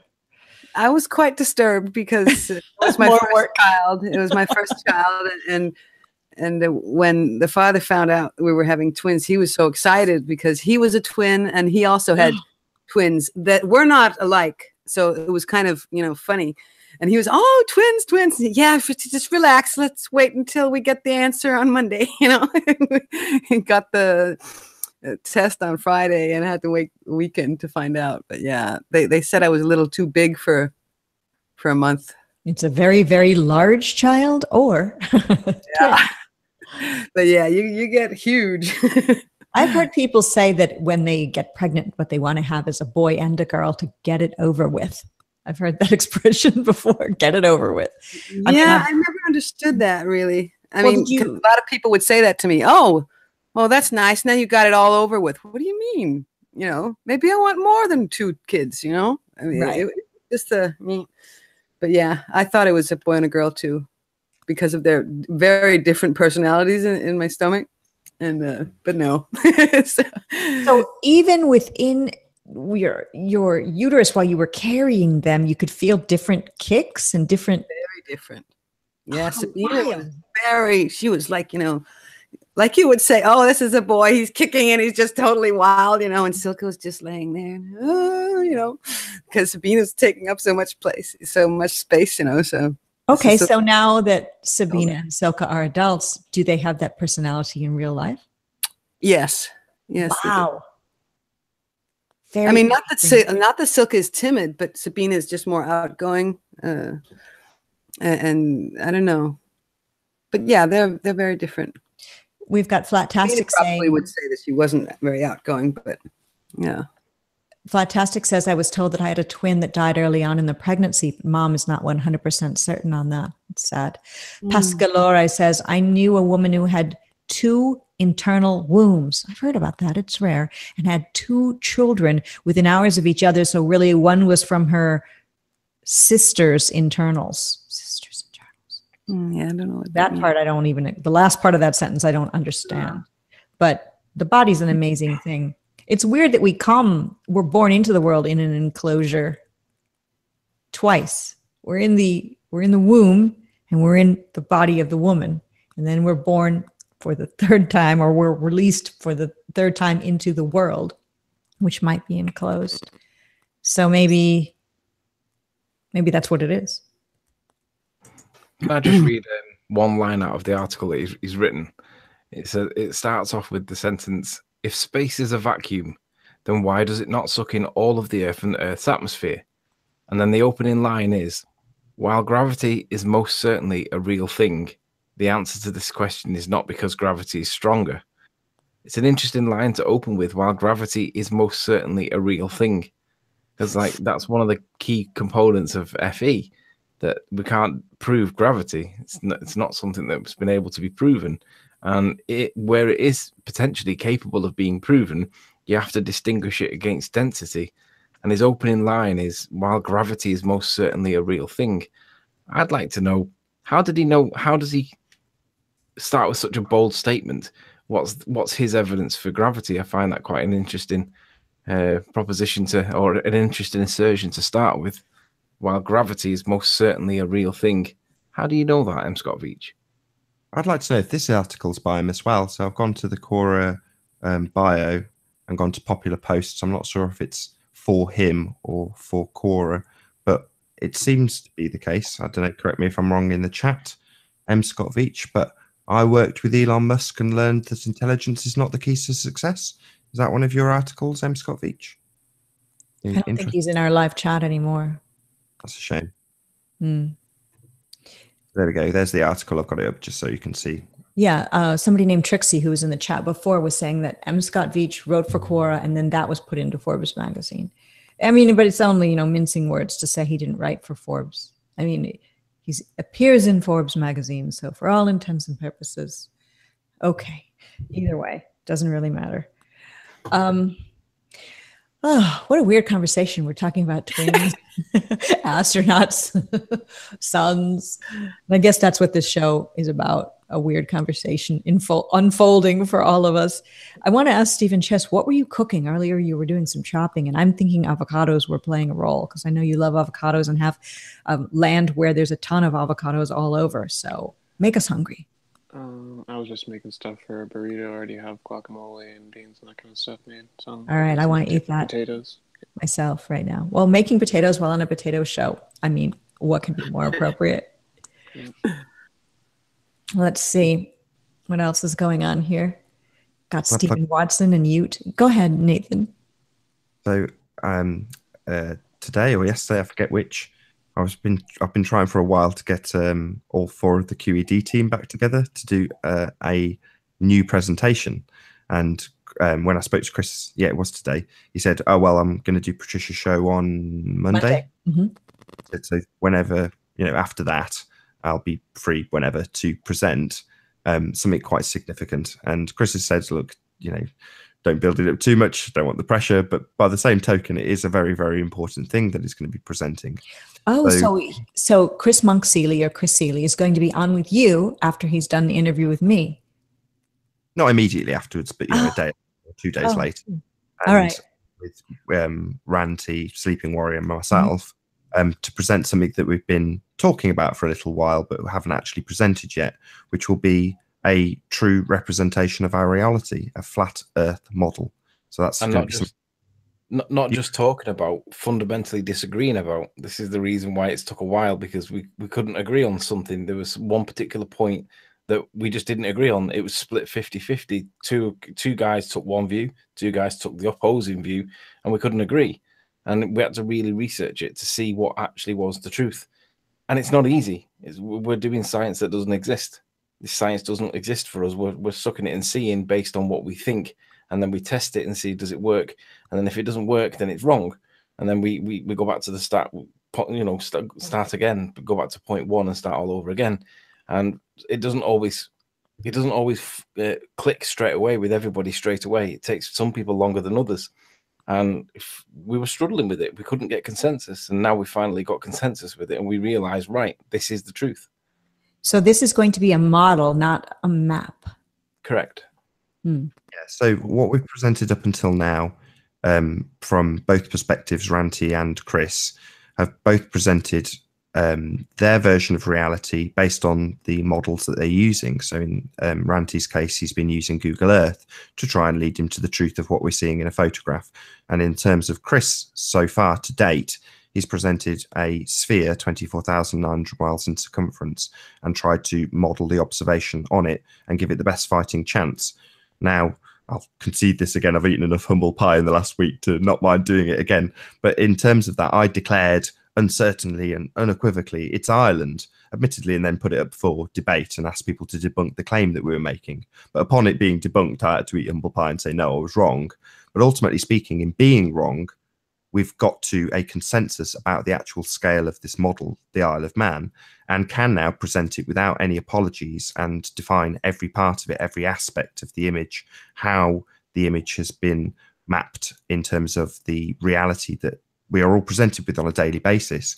And in terms of what, well, you've all seen it already in terms of how the globe model fails and why it fails.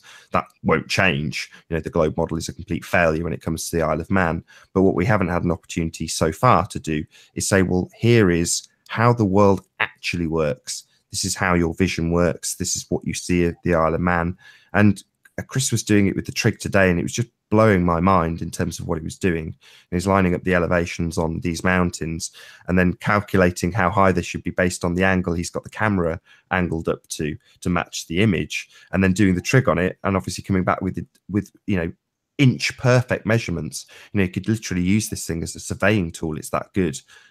Just mind-blowing in terms of how accurate it is and how well it represents our world, because it is a representation of our world. And as I said, there's no apologies needed for it. There's no refraction used as a band-aid to apologize for things that you can't see, that shouldn't be there, that are appearing in the photograph. There's none of that kind of nonsense going on. It's just what you see is what you get. This is what's in the image. This is why we see it. Obviously, every last detail of it's mapped completely on a flat plane. It's the only way the observation is possible. But not only is it only possible that way, we now have something that certainly when Anthony's been in the debates, he talks about dirty air. Well, that term will be washed away because there'll be a concise explanation for how your vision works on a flat plane using this model.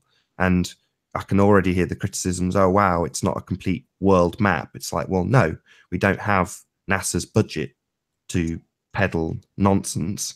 We're trying to put together the reality of our world using cameras and Blender software. And it's a tall order, you know, matching reality when you don't have any actual science on your side to do it. Every explanation is about curved light and curved lines of sight and balls. You know, basically, it's very difficult to do that. And hopefully in the presentation, which will come up in the next week or so, hopefully sooner, you'll get to see exactly that laid out in detail, why it is so difficult to actually match a simple observation on a camera with the tools that were provided, namely Google Earth. And that'll probably be mostly Ranty that will explaining his woes and strifes as he's made Google Earth his mistress. Sorry, cats. Cats jumping. Yeah. Wow. This fell, and let me just continue, boy. That was crazy. Go ahead.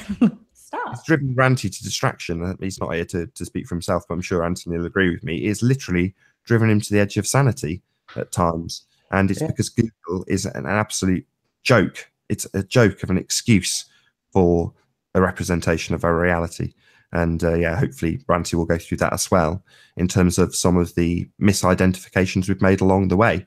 And indeed, the misidentifications a lot of the people on the other side of the argument are still having, because it's nigh on impossible to actually match up this stuff with the tools that we're given. And it's because we live in a world of deception, and they don't want you to know the reality that you're faced with. They don't want you to know how you see things and why you see things. That's why it's all co-opted with ball maths, ball physics, ball geometry, bendy light, bendy lines of sight, you name it, we've got it. That's our science to explain this stuff. And it is incredibly difficult. It's taken a huge amount of time, a lot of debate, a lot of argument, but the end result is a flat earth model. And the amount of times I hear people say, we haven't got a model, Well, we have now. Yeah, it's a small one, but it's something we can literally put the label flat Earth model. And it's not just a map with suns going around it. It's a working model. You know, Chris, I've asked Chris this. I'm happy to say this. At the end, once it's presented, Chris will zip up the blend file and go, there you go. He's putting his reputation on the line for it. So that's what will happen. People have asked, all right, well, we don't get to see the blend file. Well, no, because there's no one in the right mind would release a failed model. You know, why would you? What Chris wants to release is a working model. But to date, you know, you find me another working flat Earth model out there. I don't know of any. Good points by Iron FE. There is no globe cult map of Earth either. So I've always used that as my response when I've heard, oh, you flat earthers don't have a map, you don't have a model. And the globe cult doesn't either. So there you go. I always use well, we also don't have $50 million a day. Yeah, very true. And 500 plus years to have come up with things. Yeah. What does everyone think about the whole more land thing? I know Math Powerland is the one, or Matt Powerland, or Matt Boylan, however you want to refer to him, who really pushes the more land thing. And many, many people do, with an enclosed system that many of us here think is quite possibly where we live, based on the whole physics of things. What about more land? I don't know. What does everyone think? For me, when they talk about more land, the ice wall always comes up in that same conversation. And I always think I'm open to the idea of the ice wall, because for me, an ice wall would be the logical and reasonable conclusion of the lack of light. So like when you have the sun going around on a flat plane where it can no longer melt the ice, you're going to get an ice wall. And I'm open to that. That makes logical and reasonable sense to me. Whether it exists in real world or not, I don't know. But logically and reasonably, where there is no sun going round a flat plane, you are going to get an ice wall. But then what goes beyond that? And the answer would be, well, there would be more ice and there would be more land. And I think that's a logical and reasonable position. But in the absence of evidence to support it, it can only be considered an idea. Right. We'd have to see real proof of another sun. Yep. That would be the key, because if there's another sun, then there would be melted ice. Correct. So, but some people feel that they have seen that. I've seen videos about it, but nothing definitive. Agree.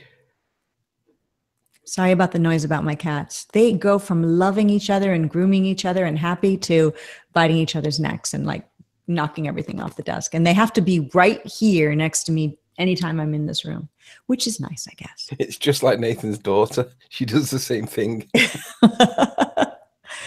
Our loved ones want to be close to us, regardless. Same as Luigi with you, Zoe. Luigi's there by your side, growling. Well, this has been a lovely chat. Let me go back into, before we wrap up, unless anyone's got anything else they want to bring up, let me go into the live chat and look around, see what people are doing and saying. I have one thing to say about more land, which is always going to be my go-to. So Martin Leakey and I went to the Mapper Monday, which is a 500-year-old flat Earth representation of the world.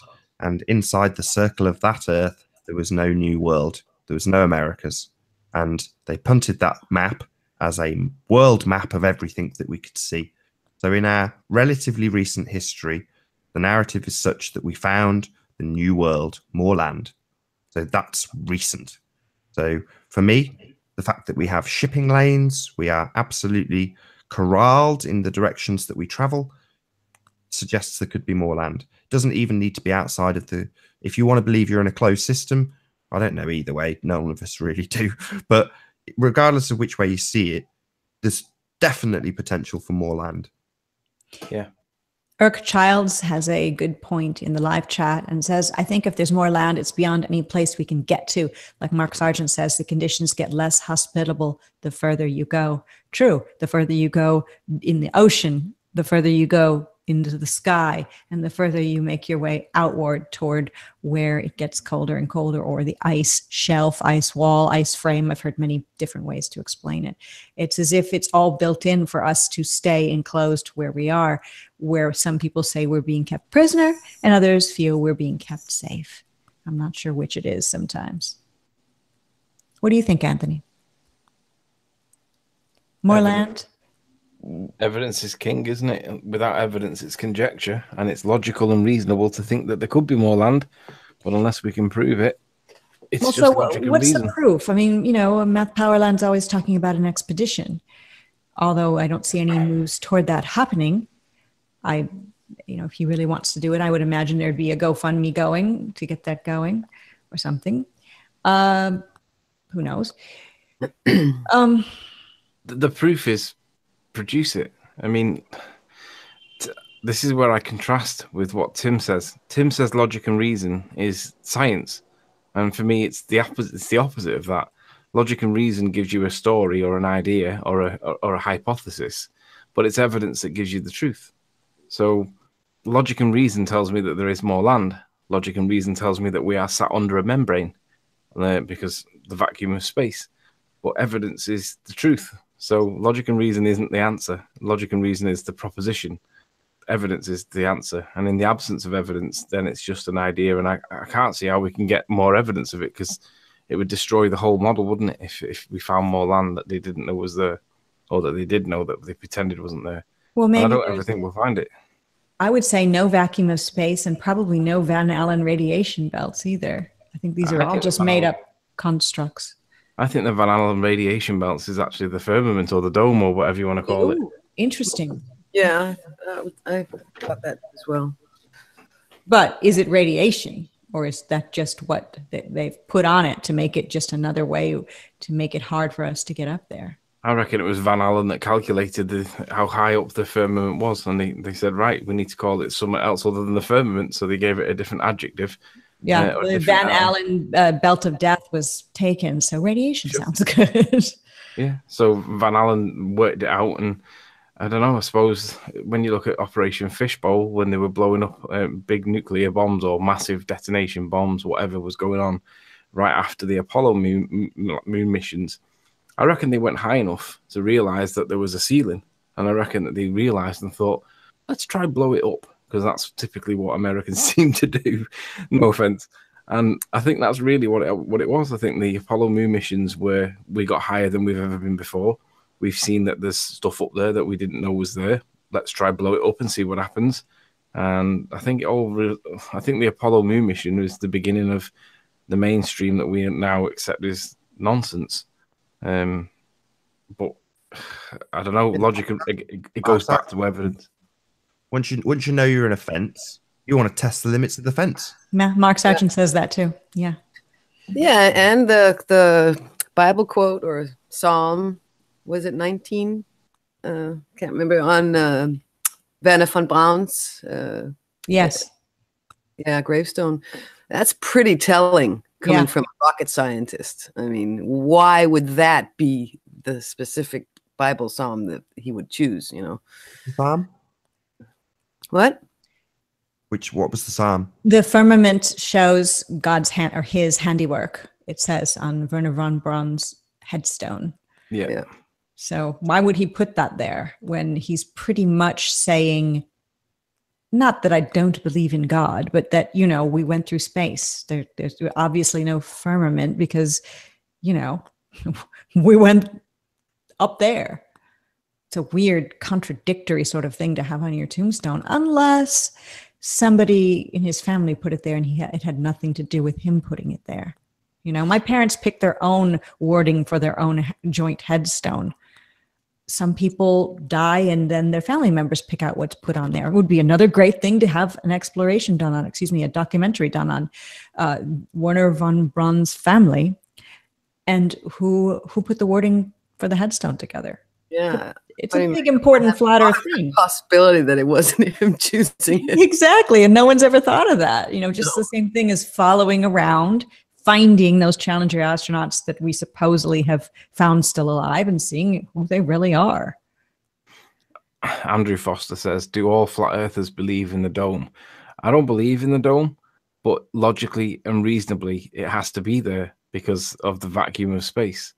So evidentially, maybe it does exist and I've not seen the evidence for it, or maybe it does exist and we can't see the evidence for it for numerous reasons. But I don't necessarily believe in the dome, but I realize that logically and reasonably it must be there because I don't personally think that a vacuum can exist against a pressurized environment without a membrane. So logic and reason, that's the proof, isn't it? Well, somebody in the live chat, I've missed their name, but I saw them say something along the lines of, Anthony, do you believe there's a vacuum of space? No, I think that the pressure variant drops as you get higher. Space, the way we're told, nonsense. I think we live in an enclosed environment. I really do. Whether I would call it a dome, I don't know. I'm not against it being called a dome, but I think that we live in a pressurized, contained environment that's safe from asteroids. It's safe from extraterrestrials. I think everything that we're told is nonsense. I think that we live in safety. It's all the fear that's created. Do you think there are asteroids or extraterrestrials? I'm just asking questions from chat.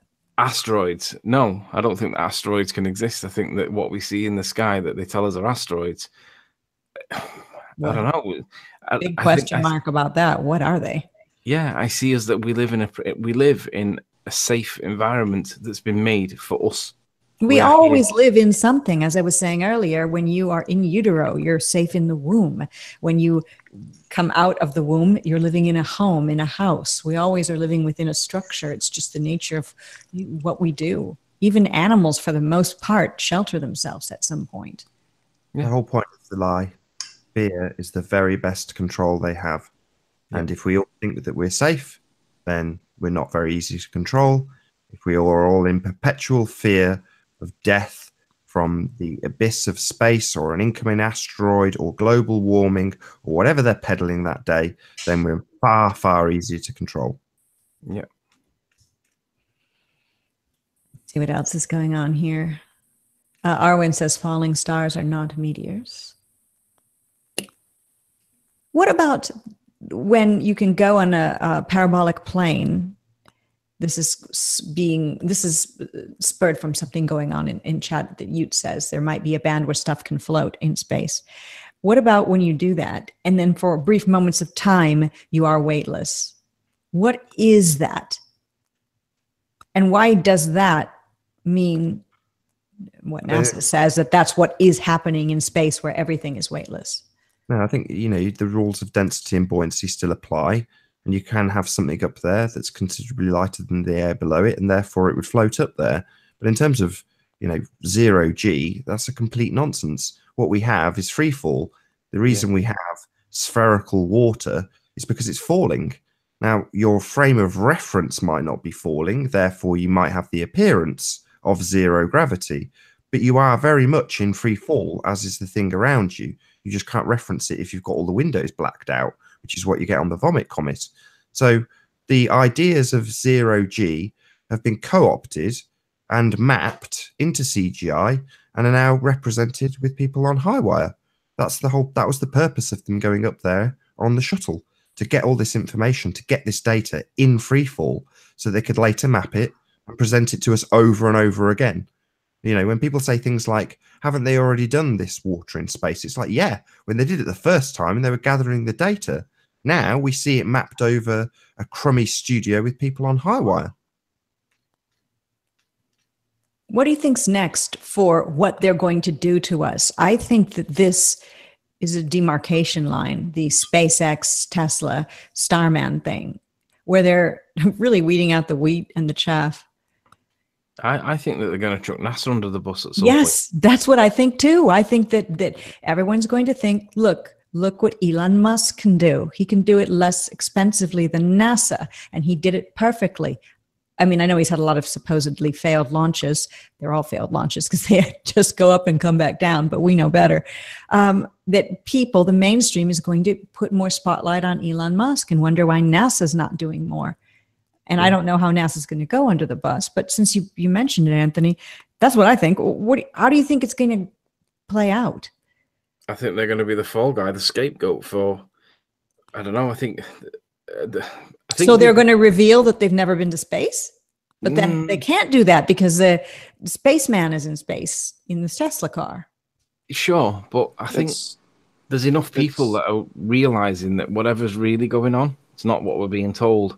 And people are literally waking up, and I think that Flat Earth as a general consensus, as a general concept, is becoming more there's more momentum, and whether you accept or reject flat earthness, most people realize that NASA are literally pushing nonsense. The more people that realize that flat earth are pushing nonsense, that NASA are pushing nonsense, there's going to come a point where the tipping point against NASA is going to tip against them, and people are going to be like, well, why are we getting all our tax money going to it? And it's going to cause problems unless they get rid of it. And at the end of the day, if we do live in an enclosed environment and we're not able to go beyond certain limits, which Bill Nye famously quotes, I can't remember his exact words, but he says, we live in a contained environment, there's no getting out, we can't get out of here. Then if that is really the case, what is the point of NASA? What are we exploring? So I think people are literally waking up to that, and sooner or later they're going to say we don't need to have a space program because there's nothing to explore. They're going to get thrown under the bus and disbanded. I think that's what I think is going to happen. Microscopic, then it'll all be God particles and CERN's evidence, and it'll be in massive machines that we've never got any chance of ever replicating as a mere mortal human guy. You and I will never replicate what they do at CERN, but they'll happily tell us that's where God comes from. Yeah, they're looking toward the skies, and they're looking at a super microscopic level for what our reality is, as opposed to just looking around and trying to make what we do live in now better, which is crazy. All of our money is going to that, up above or down below. What about Richard Branson, Musicians for Truth? Oh, there's a lot of noise there. Worse than my cat's noise.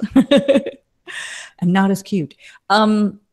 Richard Branson seems to have disappeared from the scene. We don't hear too much about him and Virgin and space and all of that. I think that's because the NHS in the UK is being privatized slowly, and he's a big part of it. So they're keeping him on the QT really quiet out the way so that he's not majorly part of it anymore, because they don't want people to realize that the NHS is being privatized. Call me cynical, but that seems to be the case, and he's going to be the one that benefits. That's interesting. So Elon Musk is the main guy. Yeah, I would say so at the moment, yeah. Give it 10 years, Musk will fade into obscurity, and there'll be another guy peddling the same nonsense. I feel like NASA. I feel like NASA is probably just going to pull out the old. We had to fake space to fool the Soviets.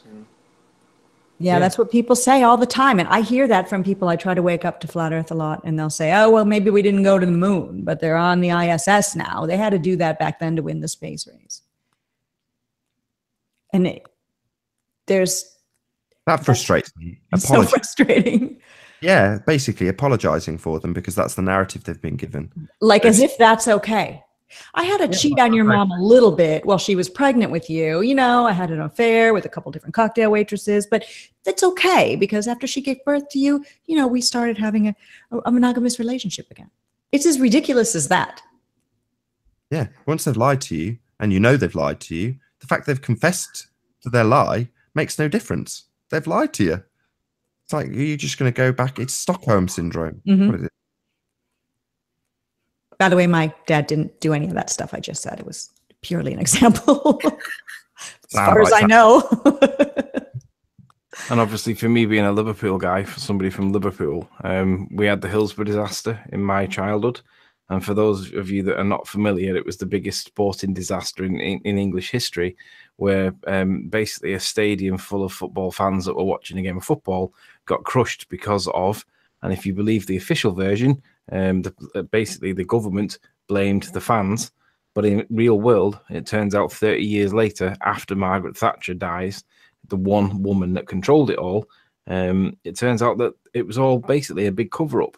It wasn't the fans to blame at all. It was a perfect storm of mistakes on a corporate and on an institutional level, and it was covered up. And when you realize that things get covered up in government and you realize that it's not the only one, you realize that anything that comes from the government should be treated with criticism, with suspiciousness and like contempt, because you should challenge the authority that we're told these things are true. Because when you realize that they lie to us all the time, as you get older, you realize that these lies are real, true, and people did suffer. That's when you have to question the whole concept of, well, do we trust our governments or not? And fundamentally, for me, I don't tend to trust our governments. They lie. And that's what, for me, Flat Earth is kind of the rejection of the establishment narrative and the application of common sense, logic, reason, evidence. And we look at it from a different set of eyes. And when you look at it collectively from a different set of eyes, and there's a lot in common with us all. I mean, we don't all agree on everything, but collectively, when you put your ideas together and say, this looks like a dog and it's barking like a dog, surely it must be a dog. And then we realize that there's a lot of people with consensus on different points. It kind of all fits into a bigger picture for us all, which is basically we live in this thing that is controlled, and it's not it's created by man, but we're told that it's something completely different. And it's like, it's a mind boggle, because anything goes once you realize that it's not a curved ball that doesn't spin, doesn't orbit anything. When you realize that we are effectively like a snow globe, and I use that word loosely, but it's kind of true. Anything else goes, because we don't know what is out there really, and we're limited by what evidence we can collect. Mark Sargent got hammered very hard when he did an interview, and he referred to Earth as a snow globe. I understand that that's just a way to explain things. It doesn't literally believe we're in something that God is shaking and plastic snow is falling down. It's just a way to show an enclosed system to a person who doesn't understand all of these ins and outs. It's interesting that they call it a snow globe, because it's a flat plane with a dome over it. Exactly. That sounds just like what Mark Sargent says. So wouldn't it be funny if everything Mark says turns out to be true, and all of the hell he's faced and the hammering and the constant hit pieces turn out to have been completely and utterly wrong? And there's Mark, dorky, good-natured Mark, and like he was right all along. I hope that's true, actually, because he doesn't deserve the harshness he gets at all. And his grandfather is celebrating his 100th birthday today on Whidbey Island outside of Washington State. And Mark was invited to join us, but he couldn't because, well, hey, your grandfather only turns 100 once, as far as we know. So do Americans get any kind of acknowledgement for turning 100? We get a telegram from the Queen at the exact minute. Seriously? When you turn 100, the Queen hand signs a letter that gets delivered, special delivery by the post office, at the exact moment that you were born. They track down where you are, because you're probably in a nursing home at this point, so they can find you quite easily. And you will get hand delivered by special delivery, the postmaster himself of the area that you're in, at the exact time that you were born. You get a telegram from the Queen. That's fascinating. We have nothing like that. Go ahead. I'm sorry to interrupt. That on my channel. So if you check it out, it's when my grandmother turned 100, exactly that happened, and I opened the letter and read it out. We have absolutely nothing at all like that, and it's the first I've ever heard. Now, how were they able to pull this off prior to computer times? Hospital records, and that must cost a lot of money in postage. That's a question that now I answer it kind of shatters the mystique of it a little bit, because you do actually have to apply to have that happen. Oh, no, it doesn't happen automatically. No. Your dreams are crushed, Anthony. But I still love the fact that at the exact moment you were born, some guy turns up with a special delivery for you from the Queen, signed by the Queen. I love it. Special, but it's also creepy. Yeah, but since you have to apply for it, it's less creepy now. Thank you. Yeah, exactly. You're looking over your shoulder like, how do they know? So back to my question. Did the Americans get acknowledged for turning 100? Absolutely no, unless your family does something for you, like Mark Sargent's family. They put him up on like NBC or something. Sometimes. And they say, well, the secret to his long life was drinking whiskey and hanging out with loose women. It's usually something like that. Lots of cigarettes. How cool is that, though? A signed telegram from the Queen. It is kind of cool, but then again, everyone pretty much in conspiracy land, like we live in, hates any royalty references. So, yeah, I'm not a big royalist, but I'd be proud of that if I got to 100. But why? Getting to 100 is an accomplishment, because there's so many things in life that look like they're trying to kill you. But I asked Mark, is his grandfather excited to be turning 100? I met him a couple of years ago. Well, not really even a couple. I met him in 2016, and he was living in a retirement community, but fully active, able to walk, had a girlfriend several years younger. It spoke to me, and I mean, totally normal, just older. And Mark said, no, he's not really excited. He just wants to get off this. I don't know what the exact words he used. He wanted to get off this ride. He wanted to be done with this. And he's not in pain or suffering. He's just done with it. Done with life. Yeah, I mean, since most people don't get to turn 100, you know, Right. a lot of their friends have died. And a spouse. and yeah, and that must not be. And even sometimes at that point, their own children are dying. Yeah. Depending, which could be incredibly crushing. Bunsen Honeydew says American seniors get free coffee at McDonald's. Wow. Woohoo! Very interesting. I would like to either just live a normal, healthy lifespan or never, ever die and be able to see everything that's happened from beginning to end. And some say, and there's been many movies made on the subject. I think there's a movie, I think it's called The Only Lovers Left Alive. And it had characters that were actually vampires, but they had lived forever. And to me, except for the drinking blood part, to me, it would be really fascinating to see, because then we could find out exactly what happened with the whole space thing and what's going to happen in the future long after we're gone. But I think all of us think we're going to live forever, even if naturally deep in our hearts, we know we're going to die. Someday we will breathe our last and we'll be no more. Part of us thinks we'll escape death. Part of us feels we're going to live forever. It's that spirit of life that's in us. I don't know. I feel like Mark's father or grandfather. You do? You're ready. wanna get You're ready to go now, Stephen? Yeah. You're not even 30, right? No. That's I crazy. also think that that there's a lot of programming. You know, oh well, men they get to be this and this old, and women get to be this and this old. It's hammered into our heads. True.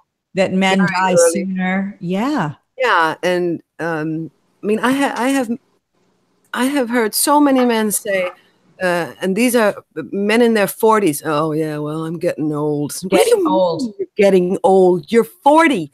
You know, I mean, you can start to say you're old when you're 80. Fine, I can accept that. When I'm 80, I'll say 90's old. yeah, I'm getting those so 90-year-olds, old, Zoe. all Zoe, I'm relative, so old. When we're 12, someone who's 25 is old. Oh, yes. I'm very old, Zoe. I'm The 25. programming of the general age and how old we become, and it's I think that does more damage than It's anything. true. And also that they say that once your spouse dies, you'll die soon after. And my parents, that didn't happen. My dad died in 2008 and my mother in 2014. So it didn't happen, but it is programmed into us that once a couple, a long-term couple, one of the partners dies, the other will die soon after. But it's put into your head. And I think that can have some effect on you if you're susceptible to it.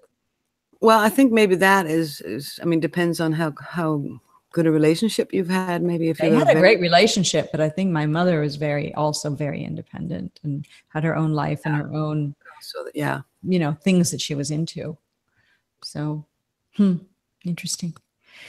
Well, earlier I said we were going to end our show, and then I went into the live chat, and then we started talking about some other subject. These potatoes chats are always, what was it about? Well, I actually don't remember. It was every topic under the sun. Ukdina Walker says, I am in the midwinter of my life. I am starting moving on preparations. And that's not a sad thing. She's just facing life.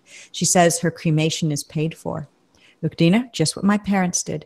They both prepaid their cremation. We have a Sear family plot in Kalamazoo, Michigan. And, everyone said things like, oh, your mother was Jewish. How should she be cremated? Well, I mean, at one point she converted to Christianity, went back to her Jewish roots when she was much older after my father died. But the plan while my father was alive is to both be cremated and then the ashes mixed in an urn and then be buried. And that is how it went for them. And they paid for all of that. So when my sister and brother and I were kind of left with both of their deaths, which were pretty sudden and not unexpected because we all know our parents die, we didn't have to deal with any of the ins and outs of figuring things out and paying. So, I think that's great that you've done that, Ukdina. I put a big shout out to Ukdina because she is possibly the nicest person. She is. She's just awesome. She's wonderful. Hello to Ace McLeod in the chat. We've got somebody doxing my address in the chat. Whatever, give it up. Who cares? When people do that sort of thing, I noticed Issa was getting doxed in a video the other day. Why do people who do this sort of thing think it's a good idea to try to show where somebody lives? I've shown where I live. Anybody can have a full tour of my house on my Facebook. No secret, folks. I'm not trying to hide it. You're just criminals. At one point, I did try to keep my house private because of just such a thing, this sort of doxing. But at this point, you can dox so much it's out there. If anybody wants to stalk me, make sure you bring me like a gift or something when you come over. Something very, very nice and tasteful, please. They're just criminal. Yeah, it is criminal. Yeah. They need something to use against you as a weapon. That's literally it. Ace McLeod, flat earthers don't die, they multiply. Oh, wow. Let's see what else is going on in our chat aside from people being nasty. There's a lot of nice people. In fact, most nice people here in the chat. Look at Dina's last comment. I know. F you, Nathan and Patricia. So unlike her. And then look at Arwin not getting it at all. Arwin's like, what? Nameless or SSELMAN says they do these things because they've never been to prison or felt real pain yet. Yeah. Funny. Well, thank you guys for coming on for this potatoes chat, potatoes on the move. None of us have been doing any moving that much, but we're on the move. We're moving forward. We don't know exactly where, but we're not couch potatoes. Exactly. We're very active potatoes. And as we figured out during the course of this show on Monday, the astronaut son M. Scott Veatch is going to be my guest. All spur of the moment decided during the show at 6 p.m. Eastern Time, Monday on the same channel. And on Tuesday, Chris Monk Seeley, that was already determined, is going to be on. And he's going to be talking about many things. He does lots of modeling of Earth. And then at some point in the... Say again? Other way around, isn't it? Monday is Chris, and then Tuesday is M. Scott Veatch. Isn't that right? Is that it? Wait. I can't even remember. You'll have to check this feed. Yeah, I don't remember because it was so decided so quickly. Yes, M. Scott Veatch is Tuesday, and Monday is Chris Seeley. Correct. Correct. Yeah, I don't want to promo things incorrectly. But then on a date yet to be determined, Nathan, Chris is going to be on with you and with Ranty and with you, Anthony Riley. Just got to give a shout out to Red's Rhetoric, who's currently live and he's attacking Jaredism. There you go. I'm amazed.